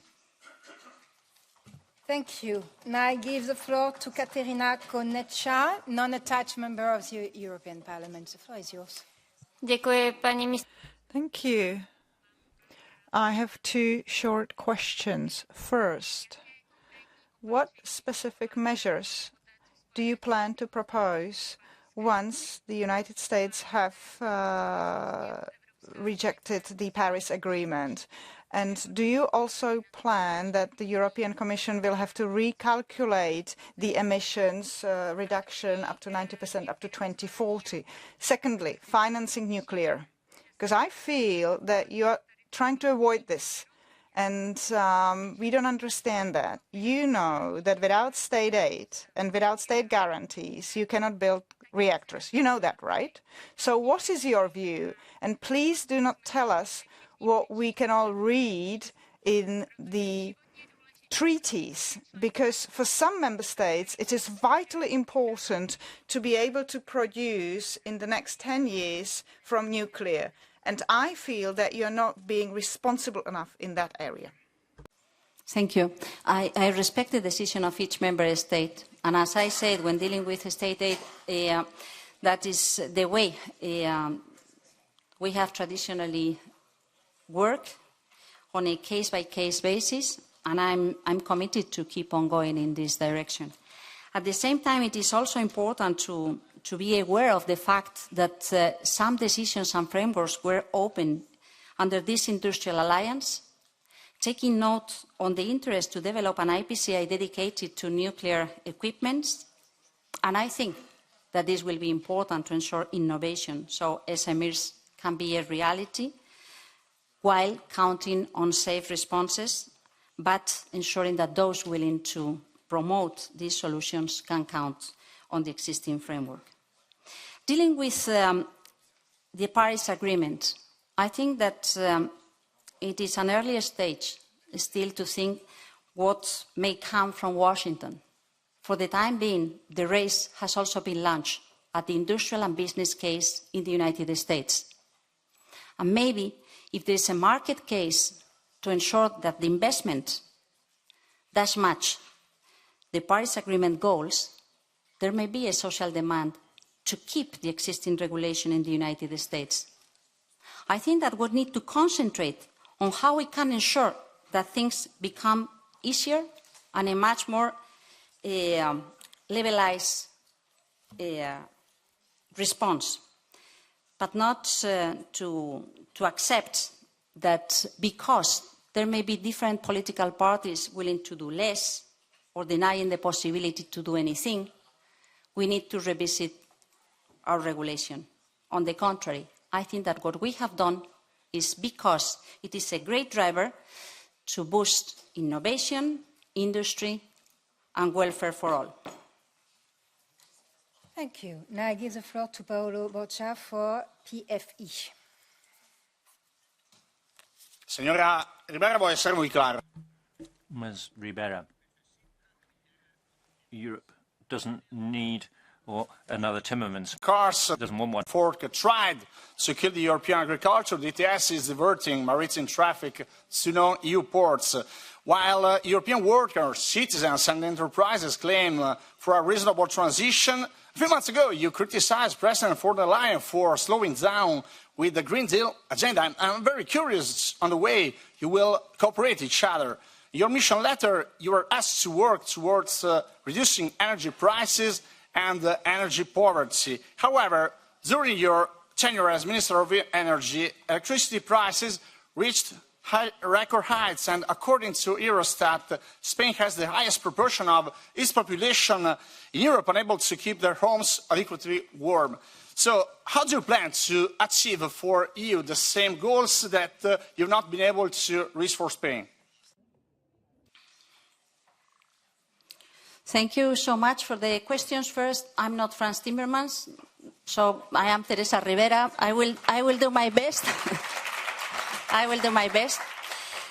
Second, yes, the energy price is an important issue for all families, industry, small and big. And as I said, probably fossil fuels is not the best response to lower energy prices, but at the same time we need to ensure that energy prices can lower down, because we count on operational costs that are lower thanks to the technology that we use, because we count on interconnections and grids that are modern and being used in an efficient manner, because we count on other non-energy costs in our bills that are not as high as they are right now, and this is a complicated discussion for the time to come.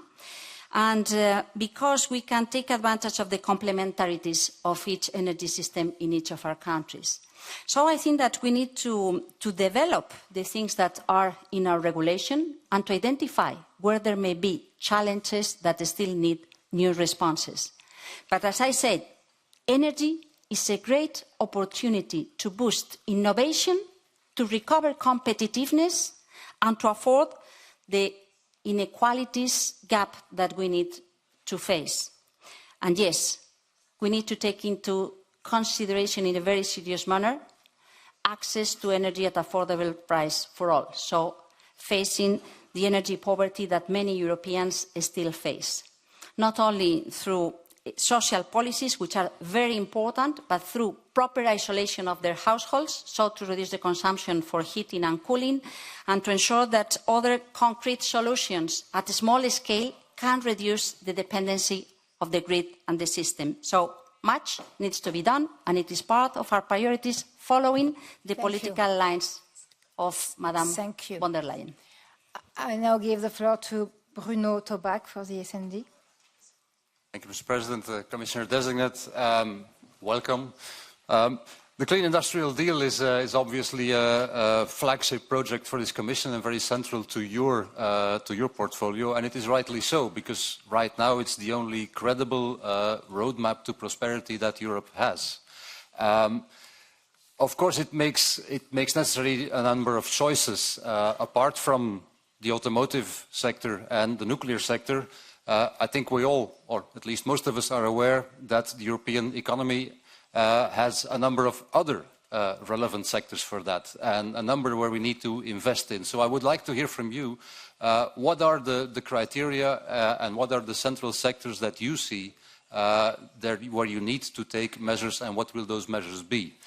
And without giving the answer myself, I would say that revised public procurement framework will be part of that package. So my next question, last question, is how can we prioritize EU companies that contribute to decarbonizing our economy through that public procurement? Thank you very much. No, more question after 1 minute.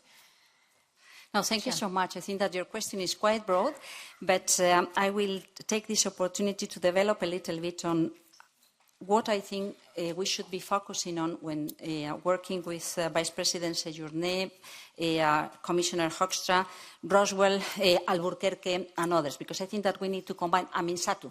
Do not forget about labour market, skilling and reskilling people. I think that we need to address the energy price, as we were saying before. I think that we need to address how the traditional industry can be decarbonized and how we can support this decarbonisation at the low cost, how we can make full use of the circular economy and the strategic autonomy and the partnerships that we may develop with our colleague Sikela, through our colleague Sikela, or Šefčovič with third countries to ensure that we have access to the raw materials, how we can unlock the incentives to invest in Europe, providing stability and credibility, including the goals. If we do not provide this stability around the goals, it could be very uncertain that people can trust us, and how we can simplify the whole administrative burden. You issue another issue which is very, very important, which is the fact that in many occasions the capacity of the public procurement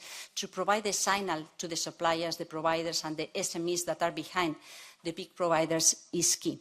And I think that this deserves full attention, and to what extent this may be one of the elements to be included in the clean industrial deal. So not too much to have an exchange on what concrete sectors we are thinking of, but how we can make full use of the different tools to provide a much more cross-border and cross-cutting approach on this transformational engine that we need to put in place. I take note of the recommendation, and I think that it is worth it to explore and to work around. Thank you.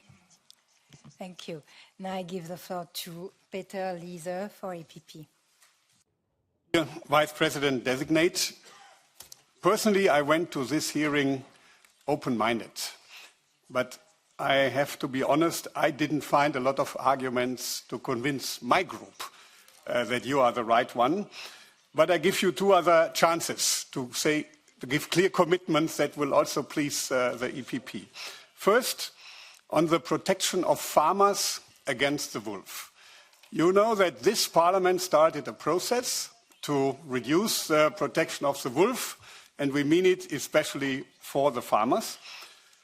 The Commission and the Council supported that. You didn't. So now you are the responsible Vice President. If confirmed, will you fight like a lion for the new position? Second, my colleague Christian Ehler and me, we gave you a paper on the competitiveness in the Green Deal, how to make Europe more competitive by keeping the climate targets but changing the Green Deal. Did you read it, and do you support the proposals, in particular to include negative emissions in the ETS, yes or no? Thank you.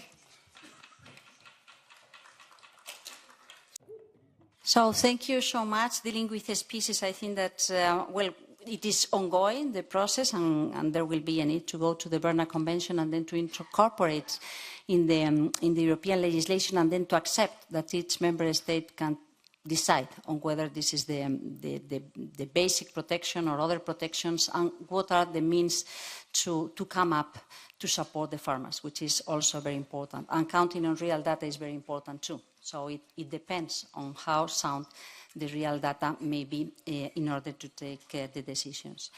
Dealing with your document on competitiveness that I find quite interesting, and your comments on to what extent negative emissions may be an issue to be introduced in the review of the ETS. I think that probably we will need to go beyond what it is the low-hanging fruit that we need to accelerate right now, and to start thinking how we can create the atmosphere, the ecosystem, to ensure that we can resolve those emissions that we will not be able to solve beyond 2030, 2040. So I think that this is a very interesting proposal to be taken into consideration in due time, and to develop the methodology not to make a mistake, but on the contrary, to ensure that it can work in a smooth manner. Thank you. Now I give the floor to Sarah Mathieu for the Greens. Dear Commissioner Designate, just transition, that means more financing, especially for the Social Climate Fund, but it also means better financing. And we know that public funds are often used to cover corporate risks. That, of course, benefits the companies, the shareholders, but less the taxpayers or the citizens. So do you commit that national state aid and EU funding needs to be conditional on fulfilling environmental and social commitments, like the just transition plans, like decent wages, respect for workers' rights, reskilling and banning of dividends and share buybacks? Will you claw back the funding when companies have not complied with those conditions? Will the new state aid rules exclude fossil fuel projects and large companies that face no barriers when it comes to access to private finance? And finally, workers need guarantees to the industrial transition that it is anticipated and managed well. So will you propose a directive on just transition that includes social dialogue and collective bargaining? Thank you. Thank you. Thank you so much for the questions to be worked out with my fellow colleagues dealing with funds and dealing with the Just Transition Fund, Commissioner Hoekstra. I think that this is very, very, very important. Such a deep transformation in our energy model, in our industrial model, requires paying attention to workers and requires ensuring that the transition is just. And we have developed different measures, including the creation of the Just Transition Fund that took some time to kick off, and that is still under the assessment of to what extent it is enough, how it can work, and how it can be combined with other funds that have similar social approaches in different regions. So what I can commit right now is to be sure that I will do my best to ensure that workers have a role to play in this transformation and that public policies should be supporting this impact or the responses to this impact on workers. Training and reskilling, but also creating the opportunities. It is not just a transfer of wealth. It is being sure that we invest in the creation of new opportunities. Otherwise, it is not going to work. We need to be sure that people feel owning this transformation, and people is workers and consumers. Thank you. Now I give the floor to Anna Zalewska for ECR. Commissioner designate, I am going to say this with deep regret, but we are under the impression, because I receive lots of text messages from the industry, that you are pronouncing political manifestos, and this is not any type of commitment or any ideas. Don't try to enchant reality. Europe is not only at a turning point, it's already lagging behind, which is mentioned by Draghi report. We need 800 million euros a year. Give me proposals. Where do you get them from, those 800 million? He did not calculate that, and how much you need for industrial networks that you mentioned so often here. It's not billions, but it's trillions of euros. You say we need to prevent housing crisis using the building directive about the energy effectiveness. You will only make buildings more expensive. So give me the details, please. I agree with you on the importance to provide solutions, and not only to provide obligations or to provide deadlines or targets. And solutions means investing in the retrofitting of the housing, starting by the most vulnerable people, and providing sufficient finance to be able to do so. So working with the local authorities and identifying when, how this can be done in an easy manner. I think that we have lots of ideas, and we need to craft a consistent response. And I think that when dealing with funding, we need to identify the best ways to de-risk the private investments, and the best way, the most effective way, to combine, to pool public and private funding, public coming from the European funds, public coming from the national governments. This was why I was commenting on the IPCIs, because it is a nice idea that is being quite successful, how we can combine this public funding to ensure that there is a right answer and right incentive for the private investment to catch in. And this is not the only way. I think that working on capital markets, working on finance and regulation of finance, using the taxonomy that has been developed in the previous mandate will be quite helpful. I'm not saying that what we need to do is easy. Of course not. But I am convinced that if we react in a united manner and we pay attention to the different contributions that each of us and each of the different stakeholders can do, identifying where the barriers and the difficulties may be, we can do it. Because we have already done it in a very difficult circumstance, with the unprecedented crisis on energy prices or with the unprecedented crisis on health issues during the COVID.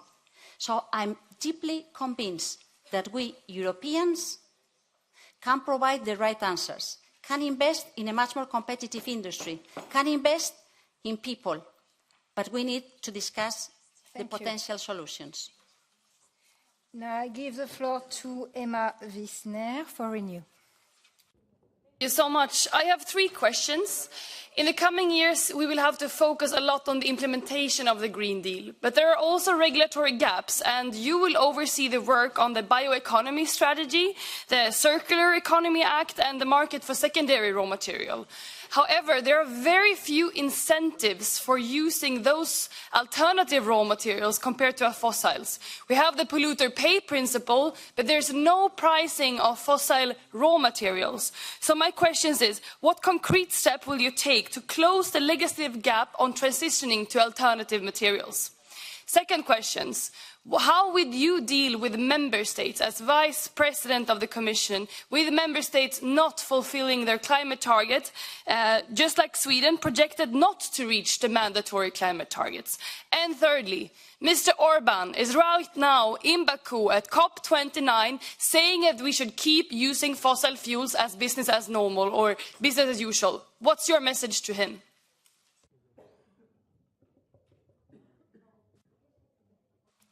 I think that we need to create the markets and the infrastructures to ensure that using circular second raw materials is more efficient and more appealing in terms of pricing than raw materials as such.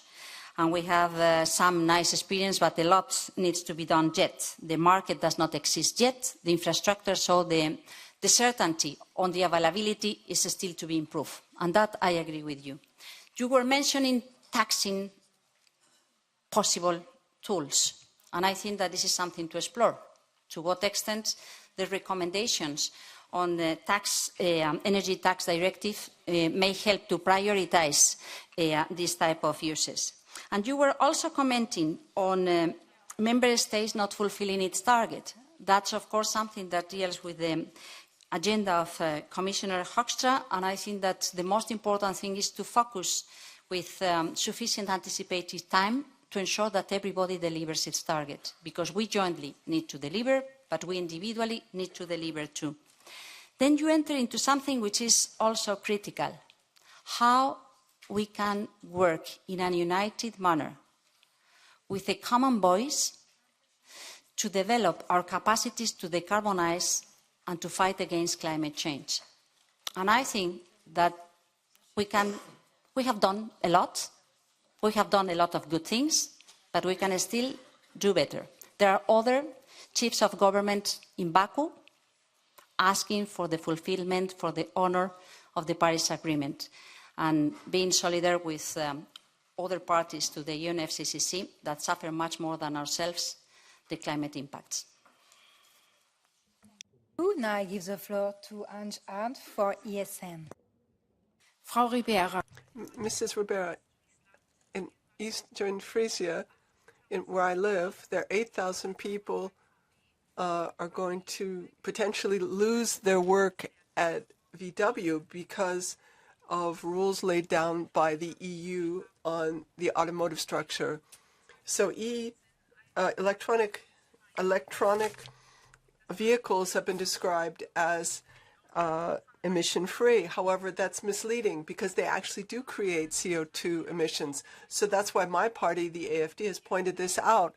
The current regulation on CO2 emissions lays down in 7A that the Commission, by the end of next year, has to come up with an appropriate measurement method with which CO2 emissions can be measured for all types of vehicles throughout their life cycle.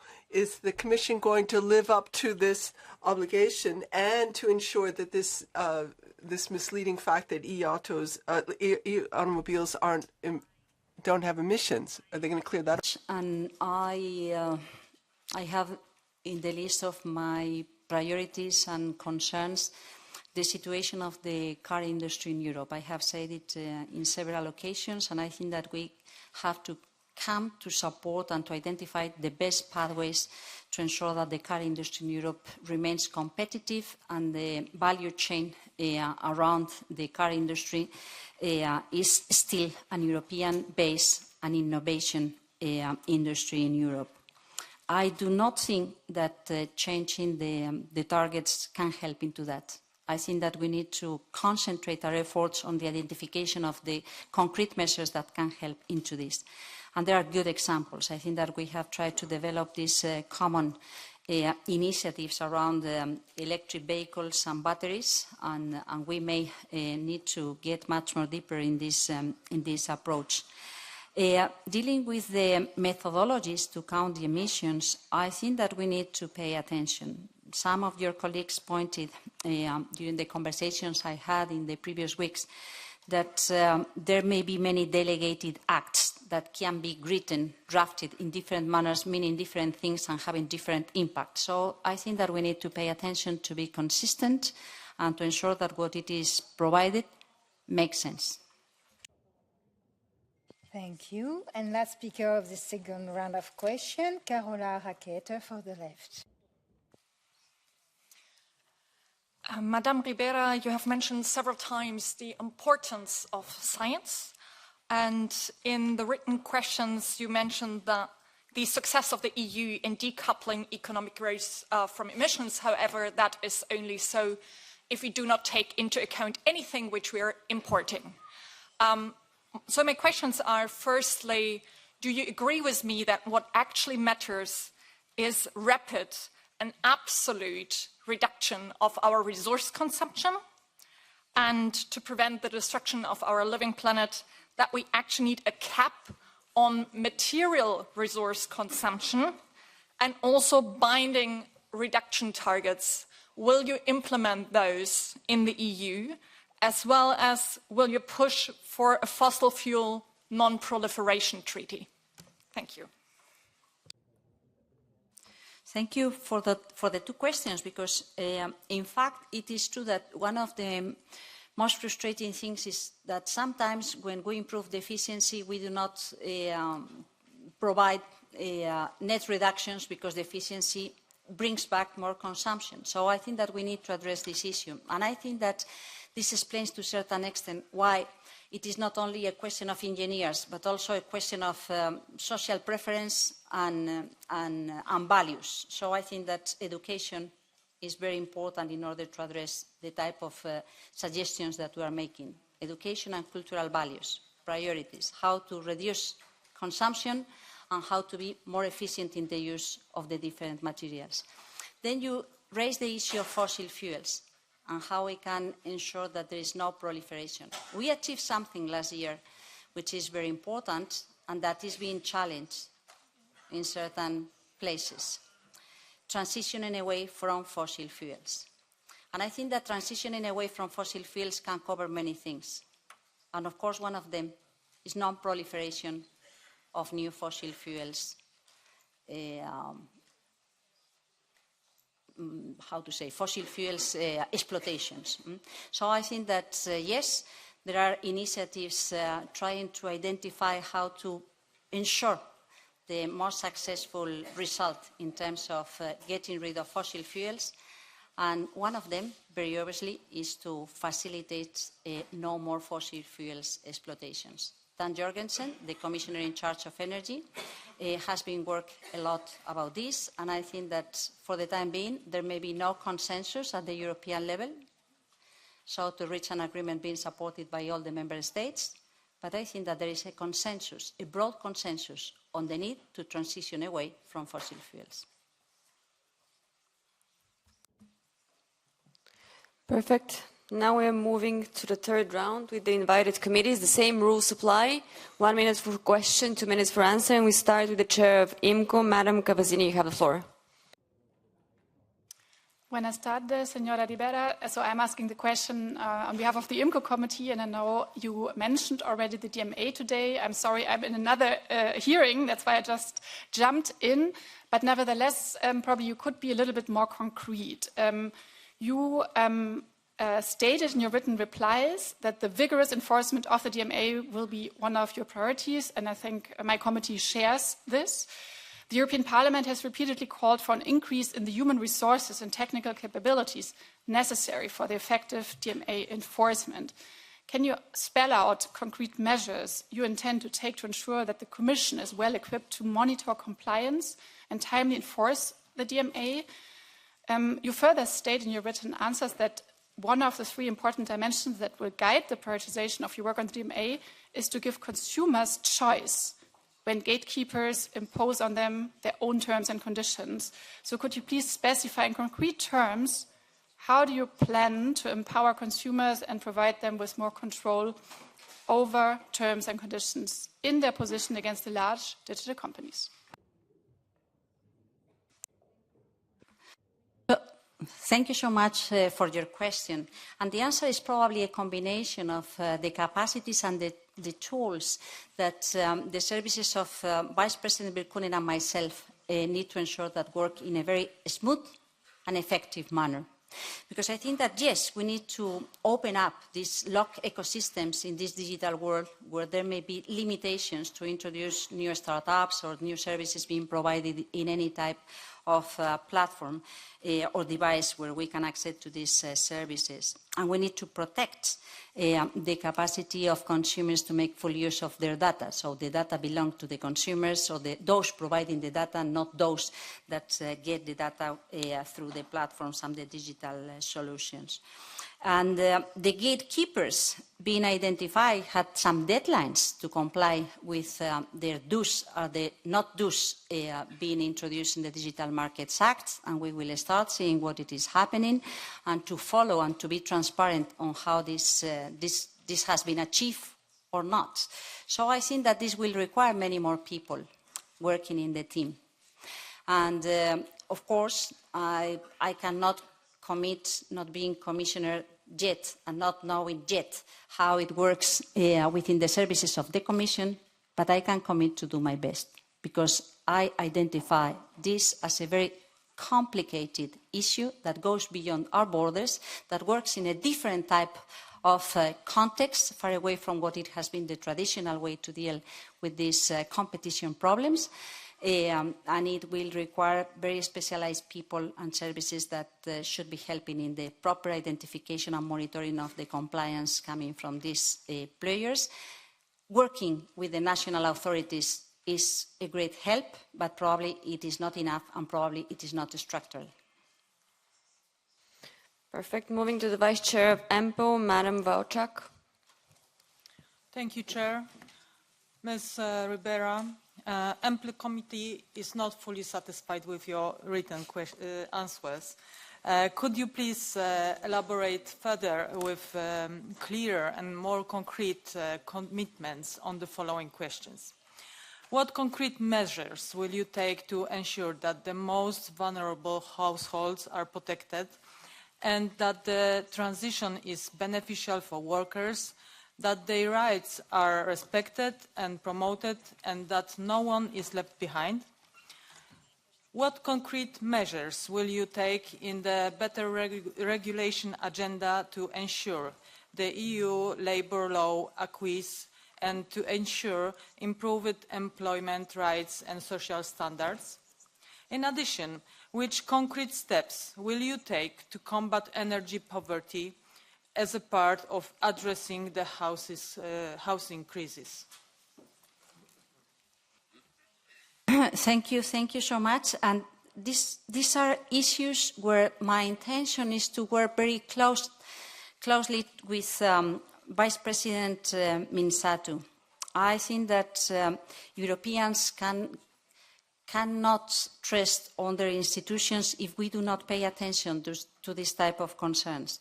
How do we work and develop policies towards vulnerable households? How we ensure that workers count on the same rights and can count on elements to develop their skills and training capacities, and how rights may be respected. And we may be bound by the existing laws, but we may improve the existing laws and regulations, or to try to identify the best possible ways forward on the basis of consensus and improving the social dialogue and the conversation with the social players. I think that a better regulation in labour rights is important. It's not part of my duty, but I will support Vice President Minsatu.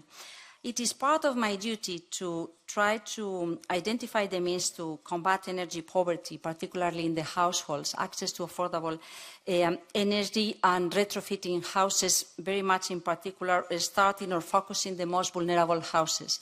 This is something that can be done by member states, but this is something that should be promoted and backed from the European institutions. This is something where we already may count with existing funds, and this is something that should be part of the priorities under the Social Climate Fund and under the Just Transition Fund.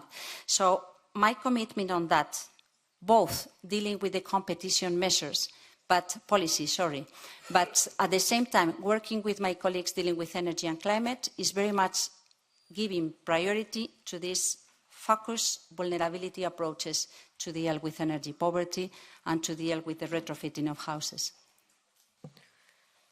Madam Vosenberg, the Chair of TRAN. Thank you, Chair. Honourable Mrs.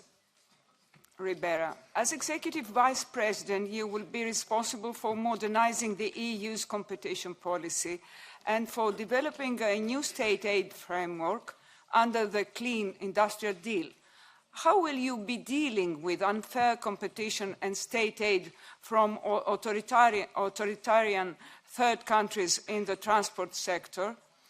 In particular, how will you handle foreign direct investments in critical transport infrastructures in Europe? Your written answers do not openly address this particular challenge from countries such as China.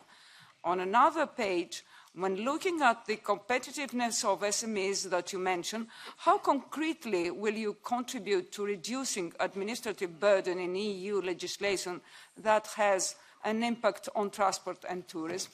Thank you very much. Thank you for your question. I think that probably there is not a silver bullet, but there are different tools that can address this type of problems. We do not want Trojan horses that may challenge the existing European business that compete on a level playing field. It is much welcome to count on private investors coming from abroad, but we need to ensure that the level playing field is applied to all and that we pay attention to avoid any type of subsidized product that may create a real problem for our companies, for our business communities. At the same time, it is true that there are other existing tools such as the control of foreign investment, dealing with trade, the CBAM, so paying attention to avoid that we may count on carbon leakage because we do not treat in a similar manner products that do not pay for what they pollute. And at the same time, we need to address this discussion also in the new guidelines dealing with mergers. So how we can ensure that this new approach, counting on time horizons where there may be potential new investors that may be taking positions in our market that could challenge through a non-fair approach the existing companies in our country. So I think that the combination of the different tools should help in order to ensure, as I said, a fair treatment for all, either if they come from a member state, small or big, or either if they come from abroad, but that comply with the World Trade Organization rules and that do ensure a proper respect to the existing rules in Europe. We're moving to the Vice Chair of Regi, Madam Mebarek. The floor is yours. Madame la Présidente, Madame la Thank you, Madam Chair. Executive Vice President Designate, on behalf of the Regi Committee, can I say that a neutral economy, a climate-neutral economy with support from regions affected is something which is welcomed by us. How do you see the Just Transition Fund in future with support for just transition objectives in other policy areas such as cohesion policy, or rather do you think the current cohesion policy instruments such as the Just Transition Fund should be abandoned in order to move towards resilience, which would be enlarged to cover all aspects under one national programme? Thank you for that question. I think we need to ensure that the different funds are complementary to one another and compatible with one another. It doesn't mean we have to do away with the Just Transition Fund. I think we need it, and it is true that there can be a regional impact on people living on particular territories because of decisions which are taken, for instance, in relation to deindustrialization. We do need to create opportunities. As I said earlier, it's not about a resource transfer, full stop. It's about investing in people and new opportunities. A very short time ago. So I think that we need to develop to ensure that it can deliver. And we need to learn from the experience, and I think that there are many different experiences in the different member states that can help to ensure that it is performing since the very first day. That could be my very bold comment. Yes, I'm committed to a just transition and to take into consideration the social concerns when accelerating the transformation of our economy, when ensuring that we are going to be competitive and count on a clean industrial deal, but a clean industrial deal that addresses the industry and the business community, but also addresses the people, the Europeans. Last in this round, the Chair of Agri, Madam Vrecionova, please have the floor. Thank you, Chair. Mrs. Ribera, on behalf of the Agri Committee, I would first like to know that your answers to the question on the role of agriculture and forestry in the just transition were somewhat ambiguous. Therefore, I would like to repeat my question on how agriculture and forestry are included in the just transition, especially with regard to accessibility of water. In order to achieve the EU's ambitious climate targets and climate neutrality by 2050, agriculture will also have to contribute to reducing its emissions. How do you intend to support the sector in reducing emissions without disregarding the fact that ensuring food security must remain a priority? What are your ideas regarding animal husbandry in this context? Thank you. Thank you so much. I think that food security is a must, and I think that quality of life of our farmers is a must too. I think that the fair policy needs to address both things, taking into consideration that, of course, there are big challenges in terms of climate impact, as you say, but there are big, important contributions through the farming that are not fully recognized in many cases. This is why I think that my commitment to work with Commissioner Hansen to follow the consensus being achieved around the work being led by Professor Strohschneider is so important, because he managed to get something which is really difficult, which is a broad support coming from many different stakeholders and people that work on the ground around these issues. Then there are another aspect, or there are two other aspects that you are raising, how this can be recognized through the existing climate policies in a positive and monetary manner. And I think that you are right. There are different aspects that need to be addressed because they contribute in terms of sinks, because they contribute in terms of preventing other type of risk for soil quality or for production of food, or preventing wildfire, so many relevant things. And my impression is that we will need to pay attention to this in the context of the review of the ETS and the adaptation plans, how the agriculture sector may contribute to the common efforts, but at the same time may be recognized through the common efforts too. Thank you. We had almost perfect timings in this round, so thank you so much for respecting the rules and your colleagues in the room. Let's hope for the same behavior in the final round. And we are starting with Marcin Sipniewski, ECN. Dziękuję bardzo. Thank you very much. Commission designate, it's very bad when we include ideology into regulating economy. The Green Deal is yet another example of this. It's nice to talk about reduction emission and transformations, but what is behind this is high energy prices, as well as the loss of many the loss of jobs amongst many people. What are your concrete proposals to bring down energy prices? Do you agree with the conclusions from the Draghi report and his appeal to decouple the prices of energy from gas? Or are you proposing different solutions? what specific measures do you foresee for energy-intensive industries, such as the steel industry? We talk so much about the defense about building new floods, but that industry got hugely affected by the transformations. How are you planning to support that type of industry? Thank you for your questions. I think that there were a few in your question.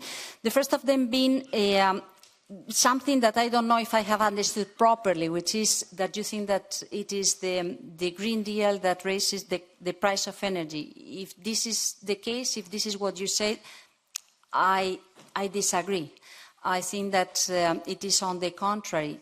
The renewable energy solutions that have been boosted in the recent years have very low operational cost. A different thing is that we may need to upgrade that to invest in our infrastructure, our grids, the storage, our capacity to modernize our infrastructures, which is important. But as I said, the highest cost of energy and volatility of energy prices is connected very precisely to fossil fuels that we do not produce. This is why we need to be sure that we do it taking the opportunity to build new opportunities and to think on the industrial equipments and the industrial innovation that is connected to this energy transformation. So not thinking on the colors of the electrons and the molecules, but thinking on the industry and the services that we need to put in place. I think that this is going to be very important also for the steel, as you say. The basic industry is capital in Europe. We cannot lose the basic industry in Europe. And the cost of energy is one of the major headaches that they are facing right now. So we need to adapt our energy model as soon as possible. And as I said, to take into consideration and to promote every single line to reduce the cost of energy, including the change of in the way we generate our electricity. What we should avoid, and this is part of my competence as responsible for competition policy, is a subsidy race between member states, because that undermines decades of construction of the single market, and it will be difficult to last in time. So I think that we need to identify very well when and how it may make sense to count on state aid to support the next step, the innovation, and so on and so on. And if we can do it, and Draghi and Letta stated in the reports, through cross-border solutions, it could be better, because we could be in a position to create much more of ecosystems and reducing the vulnerabilities in terms of industrial value chains than just concentrating in who is going to pay more in terms of subsidies. And I think that this is something that we need to deliver with Vice President Séjourné. And my impression is that we can respond to some of these questions in the Clean Industrial Deal and some of these questions in the energy price with Commissioner Jorgensen. We have to move to the next speaker. Jonas Huyestedt from the left. You have the floor. Thank you so much, Chair. Commissioner Designate Ribera, first I would like to congratulate you for the patience you've shown here tonight. It's quite impressive.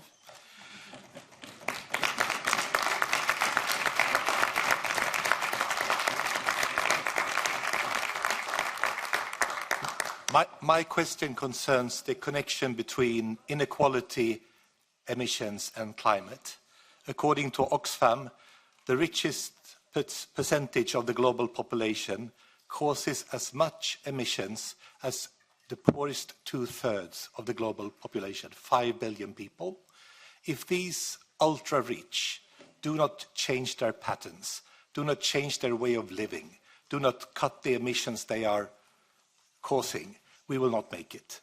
And my question to you is, what will you do to make sure that the policies are directed to those who actually causes the major part of the emissions, the ultra-rich and the big global corporations? Thank you. Thank you. Thank you so much for your question, because I agree very much on this approach. I think that it is pretty unfair, the impact of climate change, the impact of lack of action, the cost of inaction. creates additional burdens for the most vulnerable people. And we can see it in many aspects of the day-to-day life. For instance, we were discussing before on the energy cost. The share of a family income being dedicated to a badly isolated house when it is in a vulnerable family is much higher than when it is in a wealthy family. So there is an intrinsic aspect of inequality that we need to address. And I think that speaking about climate policy is important for many reasons. We have been commenting on the economic competitiveness and the industrial race ongoing, but I think that there are also aspects of social inequality that needs to be addressed. And we need to learn to promote, to introduce these aspects when assessing our tools and our decisions, but also to define new approaches in case they are required, internationally, but also at the European level. We have poor people that have many more difficulties to cope with climate impacts or with the impacts of this transition.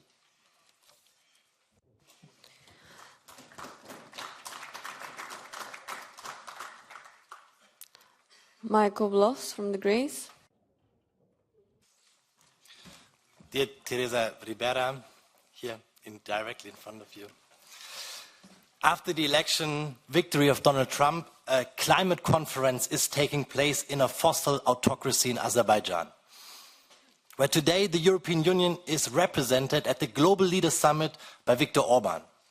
So it doesn't look good for climate policy right now. But the right wing of this House is not always coherent, but in September they were asking in a resolution on the floods in Eastern Europe for an ambitious implementation and scaling up of climate action. So my question is, will you live up to the demands of the EPP and make sure we meet our 2030 climate targets? And will you come up with an ambitious post-2030 climate package, and with what content? Second, will you make sure we have an early and targeted revision of the European climate law so we can provide a predictable policy framework for investments in our industry? Thank you very much. Thank you. Thank you very much. Well, starting by your last question, I think that in my mission letter is quite clear, as it is in the case of the mission letter of Vice President Séjourné and Commissioner Hoekstram, and I feel fully committed to my mission letter and the political guidelines that I very much share. I think that the Clean Industrial Deal counts on a great driver around the decarbonisation, and the 90% reduction target by 2040 should be part of this capacity to facilitate the transformation. The question now is how we can frame the different tools so to show that we can achieve this goal, and so to show how we can combine the different elements around the clean industrial measures or the finance measures. And I think that this is going to be one of the challenges ahead of us. The second question you were raising is how we can ensure that we scale up our climate policies and how we can ensure that our role in the international summits and international negotiations is fully consistent. And there I appreciate very much the efforts being made by the Europeans for a very long while, as I said, because I'm convinced that we are investing in ourselves, in our industry, in our societies, in our economy. But I am a very convinced person around the United Nations and the multilateral order. And I think that happening here or there, what it matters is that the host commits to the result, and that we can feel proud of the European leaders and the European negotiators making their best to keep on advancing in this big challenge that represents responding to climate change. But the two aspects, the external dimension and the domestic dimension, matter in this case. So yes, I think that we cannot go back in our climate ambition, but I think that we can do much better than what we have done right now in identifying what is the common ground and what are the concrete measures to pave the way to achieve the goals. Ludwig Odor from Renew. Madam Commissioner-designate, your job is quite easy. Deliver to us clean, just and competitive transition. It sounds very easy.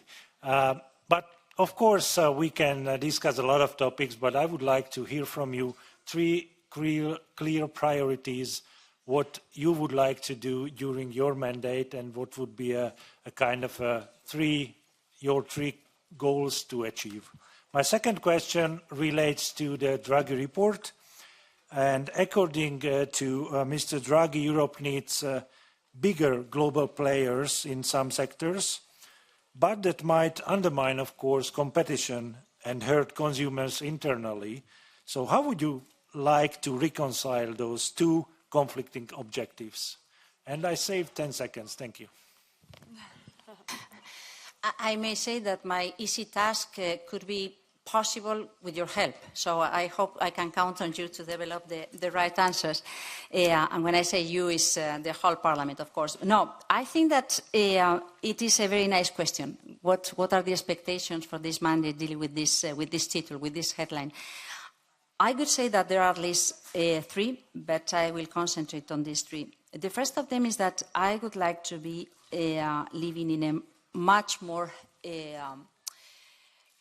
fair access to affordable and stable energy for all. So to reduce our dependencies from abroad and to use this reduction, this strategy to change our energy solutions in a way that provides jobs, wealth, innovation and opportunities for every single territory. So addressing energy modernization, supporting my fellow colleague Jorgensen could be a very important thing, using the competence tools to ensure that the level playing field and the internal market, the single market, does absorb this energy transition without creating additional fragmentations of the internal market is very important. The second issue would be to count on a competitive Europe, to ensure that all the tools fit for purpose, including the competition tools, identifying and working with the new clean tech possibilities, but also clean tech challenges, so that the industry in Europe, traditional and new, can count on a level playing field no matter where they are, and that the competition tools do provide the right solutions to reduce prices for consumers, but also to ensure that we can develop innovation within our borders. And the third thing I could suggest is that it would be very important that we end this mandate providing solutions that can help the rest of our partners in other countries. I think that ensuring this strategic autonomy does not mean being isolated of the rest of the world. It means developing new partnerships and ensuring that each of the partners can count on us to develop their own capacities, development, welfare, and we can count in this common advantages approach with those things that they can provide. Sorry. Giovanni Crosetto from ECR. Presidente, signora Vicepresidente designata. Chair, Executive Vice President designate, you will be taking care of competition, which of course has important implications also outside the EU. We need to ensure that there's a right kind of approach to negotiations and diplomacy, and looking at the partnership with President-elect Donald Trump, we're going to have to take that into account.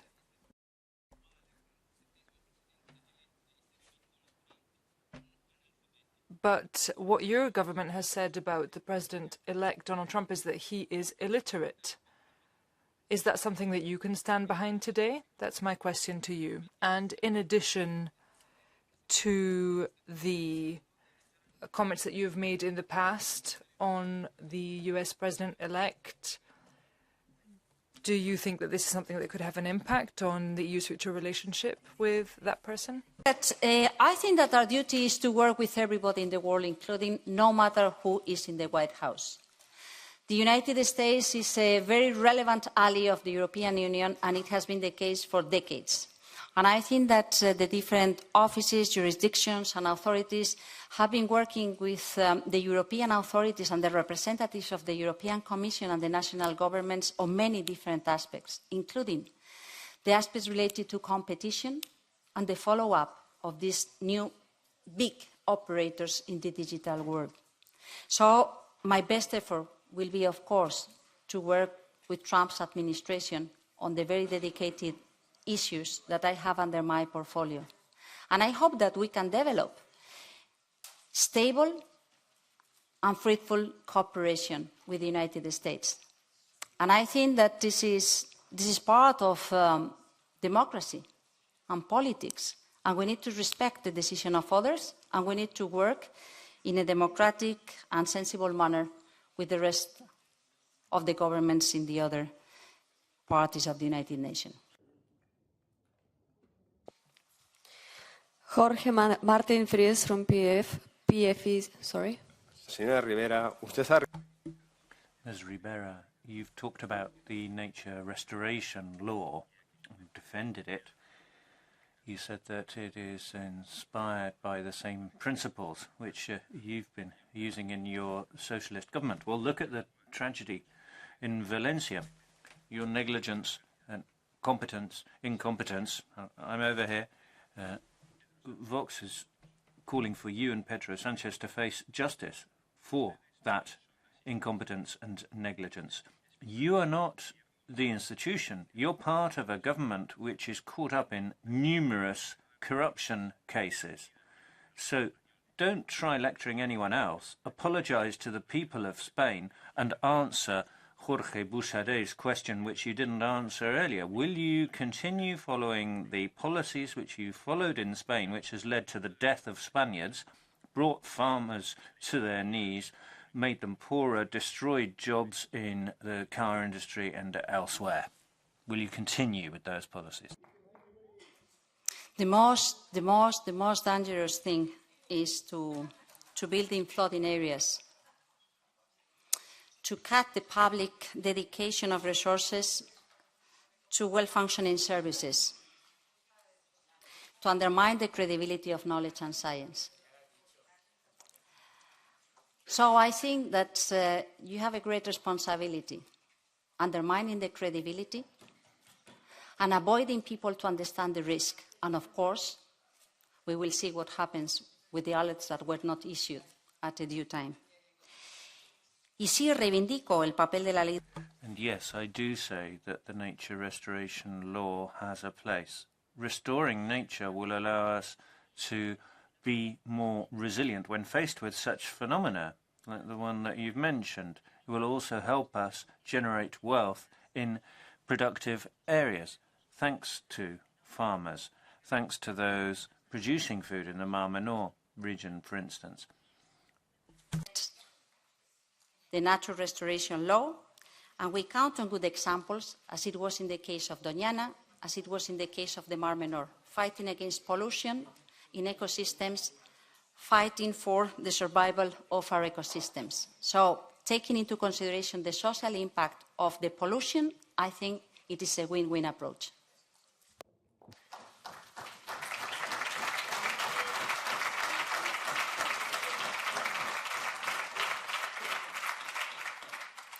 Colleagues, I understand it's already late and it's been a long day, but if you're going to be having conversations in the room, I would like to ask you to take them outside, because that chatting inside is not pleasant, nor for the colleagues, nor for the Commissioner designate. So please respect the hall.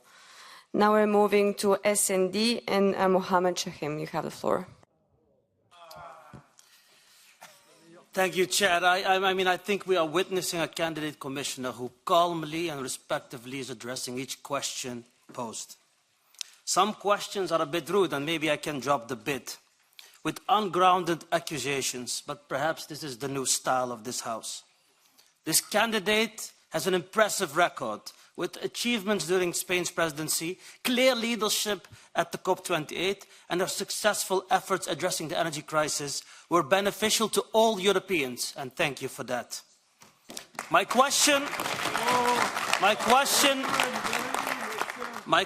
is the following. Recent reports have showed that Spain's economy is notably outperforming other Eurozone economies, with strong growth supported by targeted governmental spending, also in hydrogen and renewables, and resilient labour markets. Given your experience as Vice Prime Minister and the impactful policies you led in Spain, how do you envision applying these successes at the European level as an Executive Vice President of the next Commission?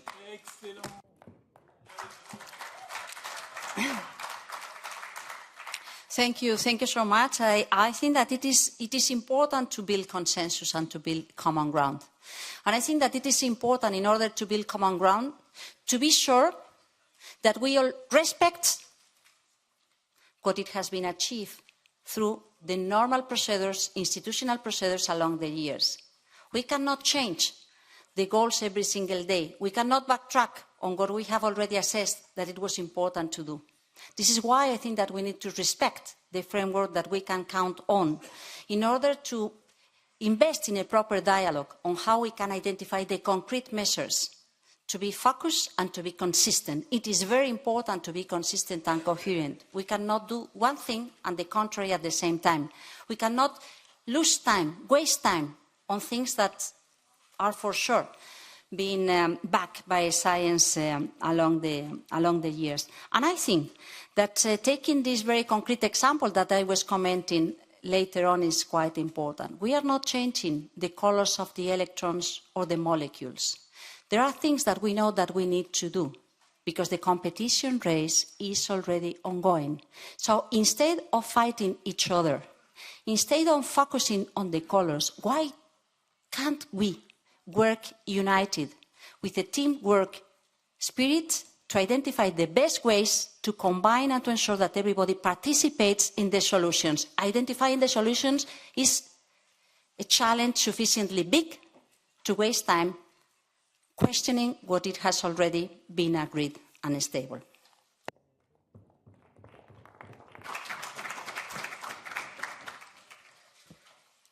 Mr. Christian Eller from EPP.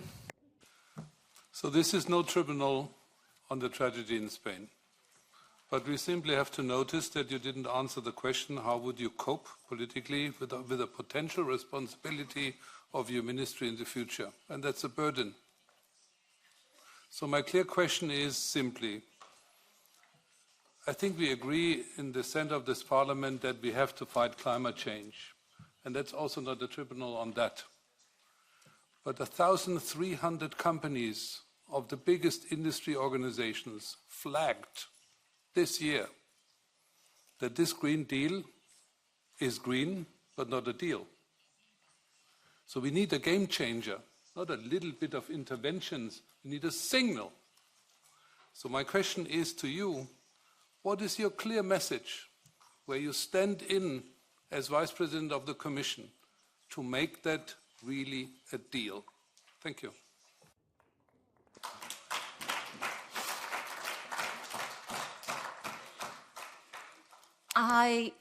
I thank you, and I like very much your approach, and it is fully consistent with my response to the previous speaker, because I think that it is good to have targets, but it is much more important to ensure that everybody feels part of the response, so building this deal.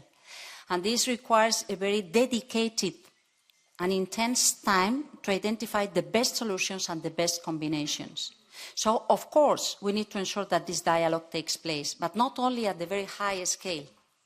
And I think that there are previous processes where we have learned how to identify the best available technologies or the briefings that can help our industry to provide the right solutions in many environmental challenges through the Joint Research Center in Sevilla and similar processes.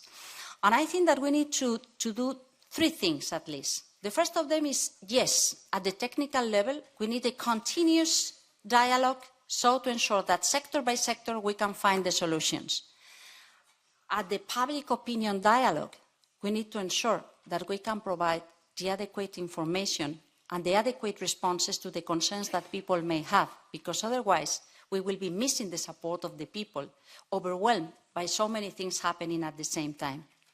And at the institutional level, I think that we need to be quite respectful but quite committed, to listen to each other, not to discuss what it is already stated and established by science and experience, but discussing on the concrete solutions.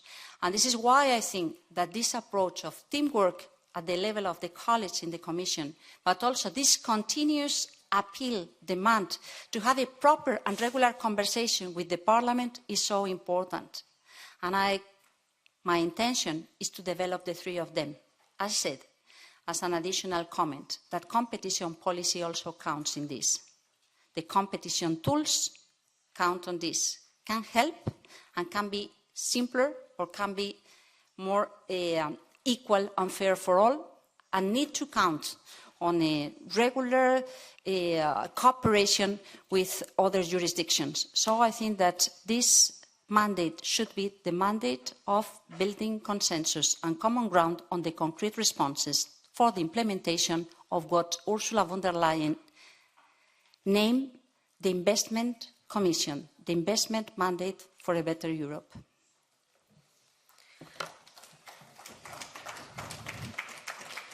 I would like to thank all the members for their questions and Ms. Ribera for her answers. And before we close, please, we still haven't finished, I would like to invite Ms. Ribera to make a brief final remarks of no more than 5 minutes. So please do respect the end of this long and exhausting day, but let's stay and hear the final remarks. Ms. Ribera, you have the floor. Thank you. Thank you so much. I think that it has been a great evening, and I appreciate very much having the opportunity to hear from you all these very interesting and sometimes challenging questions. Especially, I appreciate those that came up with suggestions, ideas, and solutions to the various challenges that we may be facing in the coming years if I am confirmed. And I would like to end with a note of optimism, because I know very well, and your questions show that this is the case also for you, that it is going to be difficult. It is going to be challenging. Times are pretty difficult. The geopolitics right now are not going to help to identify easygoing things. And the challenges in this globalization process, including in the economy, show that we need to do our best. My commitment, my engagement, and my conviction is that there have been much more difficult times in the past, and that the European project has always been able to respond in a very wise manner when acting united, when trying to develop our complementarities, coming from different territories and from different ideological perspectives, but feeling the commitment towards the people that live in Europe, towards the progress under the state of rule of law.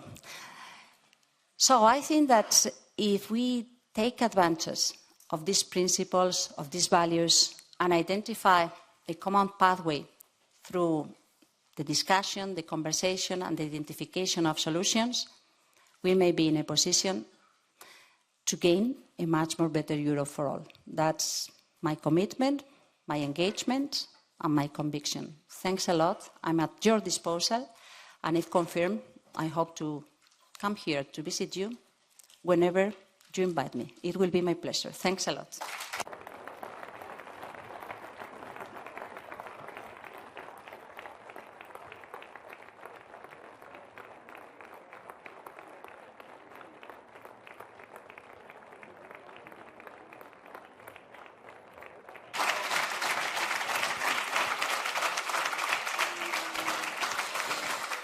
Just to remind you that in line with our obligations, there is going to be an evaluation meeting held in camera at 10 p.m. And now I pass the floor to my co-chairs, Madame Laluc.